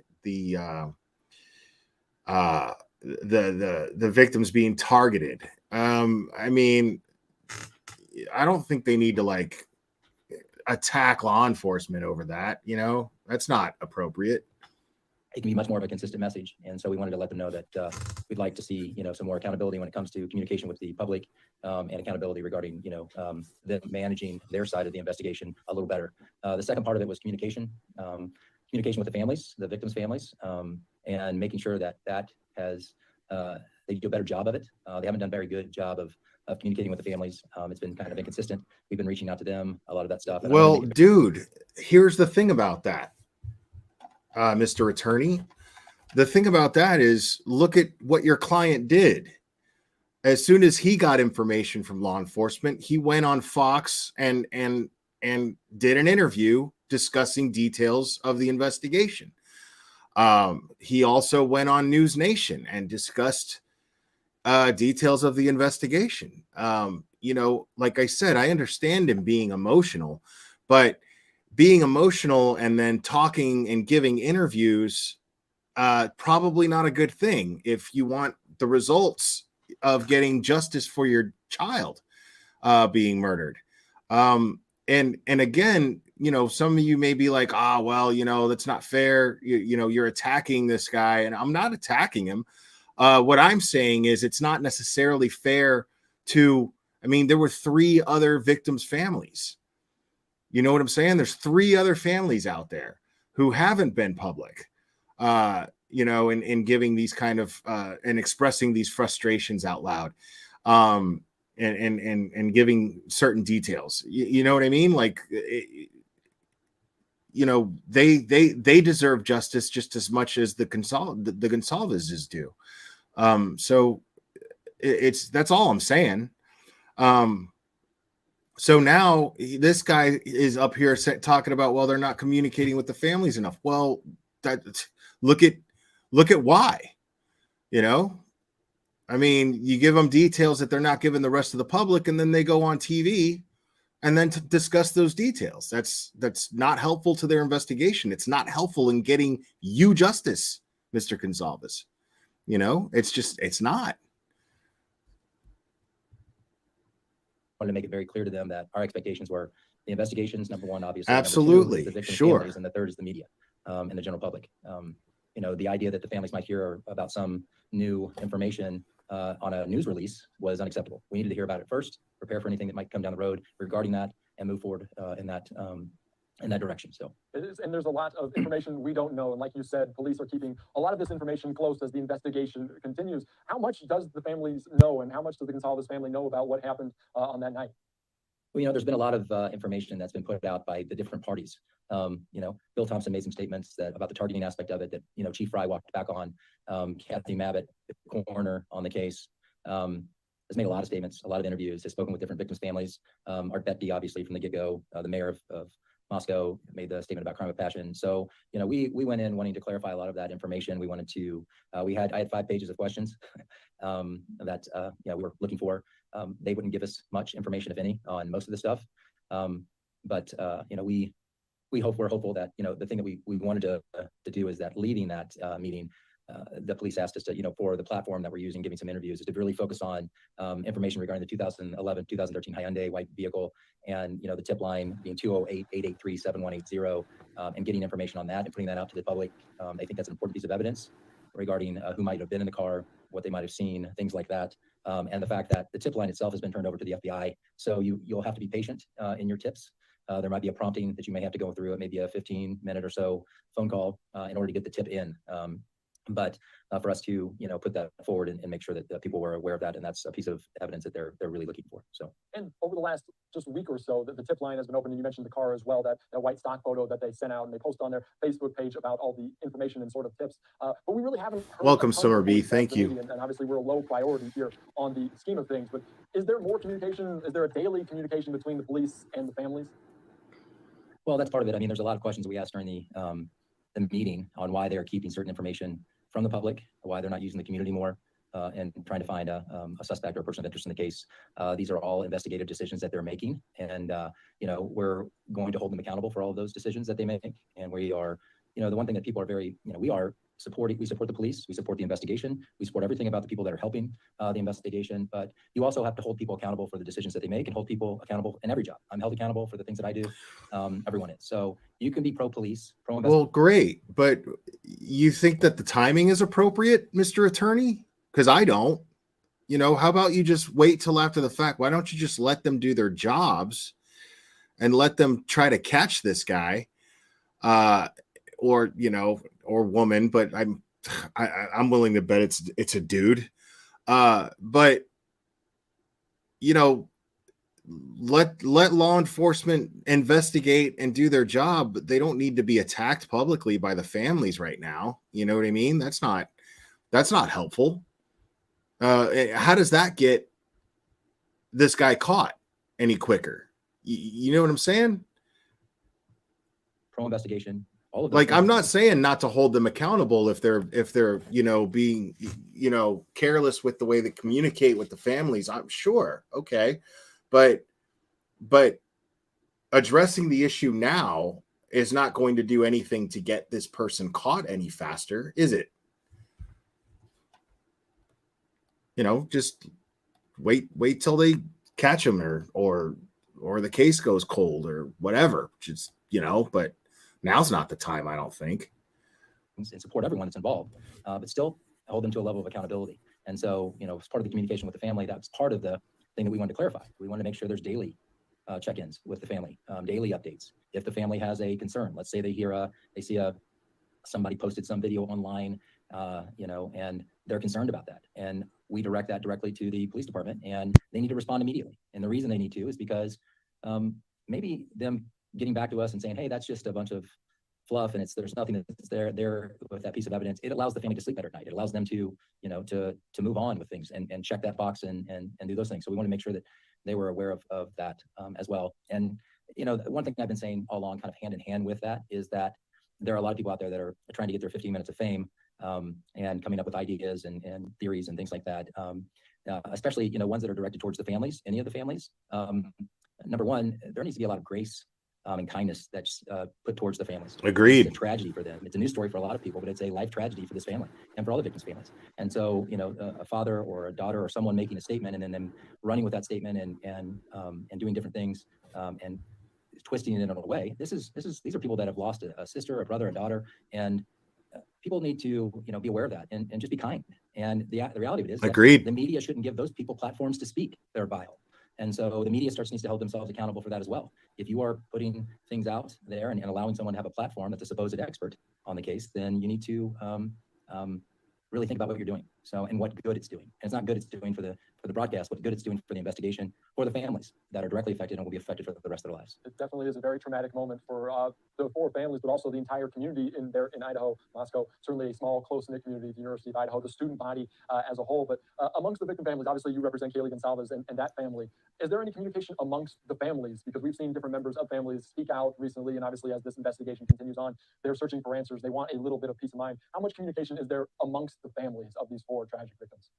Well, I mean, in our situation, Maddie's family was very close with Kaylee's family, so they're in constant communication with each other. I do think that that's been a little bit of a, how would I want to put it, some damage control that has to, when you have an investigation and you put out the word targeting and you have sons and daughters that were there, and you don't know who the target supposedly is, or if it's a targeted house, or if it's even targeted at all, based on the information that's been released, that the families start kind of pointing fingers at each other, like, oh, well, maybe they were targeting them, and why were they targeting them in some way? So I don't think it really helped bring the families together at all. It kind of pushed them apart because they didn't know anything about the investigation. And so, you would think in a situation like this that all the families would be together. Kaylee and Maddie's families are very close, but we haven't had much contact with some of the other families, but I've only been on it for about a week or so. So the history of the contact with the families, I'm not really sure on as far as how long or what type of communications they've had. So. Right. Yeah, I wanted to ask that question. And I think the most recent development we've seen, obviously, the police putting out the car, but we also saw some of the possessions of these victims being removed from the house. How important was that to the Gonsalves family to maybe get some possessions out of a potential crime scene and get it back to them? Well, I mean, it's, you can look at it two ways. I mean, I think it was a big deal by the police, but I'm not sure it was such a big deal to the victims or the families. These are belongings that were involved in a murder or surrounded a murder. And, sometimes you have different emotions with that. Sometimes you want to cling on to those belongings, and sometimes you just want to push them away and never see them again, depending on if they bring up memories of those things. So is it good that they returned the items? Yes, it's great. But I'm not sure it's something that I would hang my hat on as far as they've done great. So. All right. And my final question to you is, as we continue on, it's been a month since that tragic November 13th early morning hours. What do you do from here? What does the Gonsalves family do? Do they continue to support police and hope for answers, or are there other things that can happen? What does it look like moving forward from here? Well, they've always supported the police. They support the investigation. They're hopeful and optimistic, as they should be in these cases, and they're hoping that the decisions that are made by the I agree with you, Carol Lara. You're saying people grieve differently, especially when it comes to a murder of their own child. I'm not saying I agree with Mr.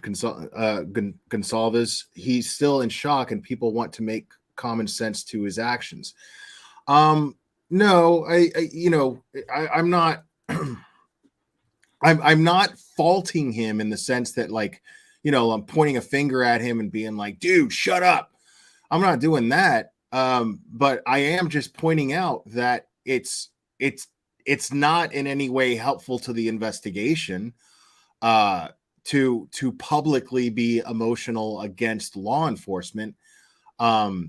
I'm saying that it can't be helpful to the investigation. But I'm not saying that I blame him for having these feelings, or I just don't see how, I wish that he would be a little bit more understanding towards the fact that it's an open investigation, and right now these are the people that have the best shot of finding out what happened to his daughter. It's not, I don't think it's viable. I don't think it's something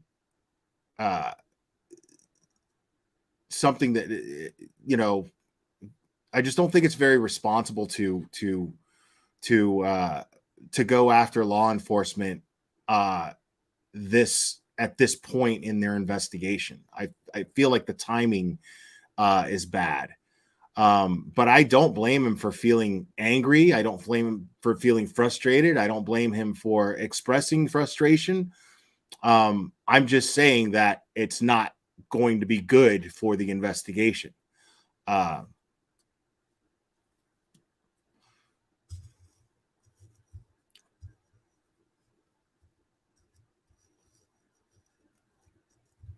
Oh yeah, no. Yeah, I totally meant what I said. I absolutely totally meant what I said. It's not helpful to the investigation. But I'm not faulting him for having these feelings. Again,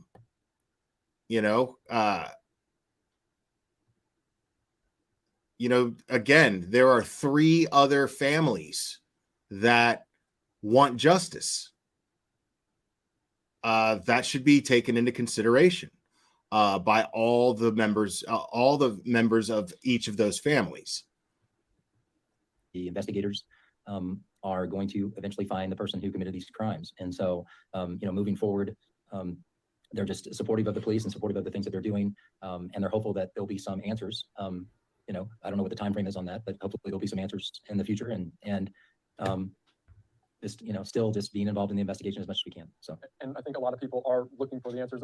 What is maybe the message that the Gonzalez family is speaking to police? well, like, I mentioned earlier, our first is accountability. We want to make sure that the police are doing the things that they need to do. Okay. And they're making the right judgment calls about certain things. Jag, now I'm telling you to shut up. Shut the fuck up. We had a lengthy meeting with them on Monday, and quit whining. Didn't get a lot of the answers that we wanted because they're keeping it close to them, all the details in the investigation. We pointed out a lot of inconsistencies that we thought have been put out to the public, and different things. We mentioned some other things to them, and then the communication with the families. We wanted them to really make sure that was a priority for the police department, not just our family, but all of the victims' families. And so, and then the police are the police car, the car that they're looking for, the white Hyundai. Okay, let me address this comment here. Brenda Redmond says, I do believe people were cleared too quick. They also cleared Ted Bundy and Gary Ridgway in the beginning. Okay, fair enough, but we honestly don't really know what grounds they cleared people on. You know what I mean? Like we don't know if people gave DNA samples. We don't know if they gave alibis that checked out. We don't know what their investigation consisted of exactly, and what and under what grounds they decided to clear these people. So and maybe they didn't clear them. Maybe they publicly said so that that the public wouldn't go after them and screw up a possible conviction. You know what I mean? Like, law enforcement has been known to be dishonest with the public in order to protect the integrity of their investigation in the past. So I agree with you in the sense that, like, sure, did it seem fast? But again, I mean, how long does it take to check out an alibi? And maybe they just went public saying these things that, and maybe they're not actually cleared. Who knows? But should we be putting out stuff about their personal lives and when they absolutely could just be innocent people who happen to be associated in some way, shape, or form with the victims? It's not responsible. So yeah, it's quite possible. I wouldn't be surprised if they just said that and they're looking into somebody very closely. But the fact that they're looking into this white Hyundai tells me that they don't. So I'm not thinking right now that they lied to us about the people that they cleared, because they're looking for that white Hyundai. Making sure that people are very aware of that. And then my last was just the media holding people accountable for people that probably shouldn't be speaking about things, and offer some kindness and some grace towards all of the families. So yes, all of the families. Thank you so much, especially as we're heading into the holiday season. Certainly a hard time for a lot of the people. Shannon Gray there, the attorney for Kaylee Gonzalez, his family. Thank you so much for joining us here on Live Now from Fox. We appreciate the insight and hope we have answers soon.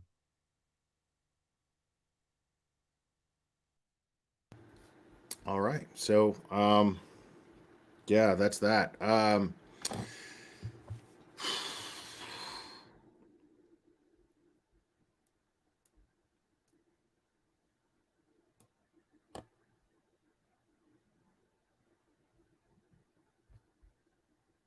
Well,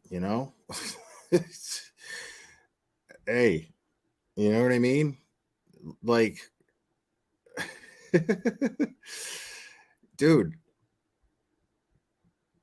if you don't just roll up in somebody's, listen, super chatting or becoming a member, I'm grateful to you for it, but it doesn't purchase you a Karen pass in my in my chat. It just doesn't do that. Sorry.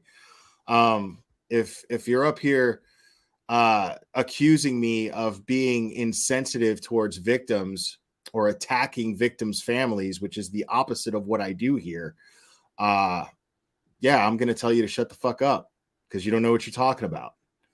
That goes for anybody. Don't care who you are. And if you're new to this channel, be aware. Be aware. Anyway, I am going to wrap this up. I really appreciate you guys joining me tonight. We didn't go over anything that was too humorous or funny. Sometimes it's not always that way here. Sometimes we just discuss things. And it also depends on what kind of mood I'm in too. But I'm really glad that you guys joined me tonight. I had a nice time with you guys. I'm really grateful to all of you and all your support, and including you, Jag. But I love you guys very much, my friends, and we will do this again very soon.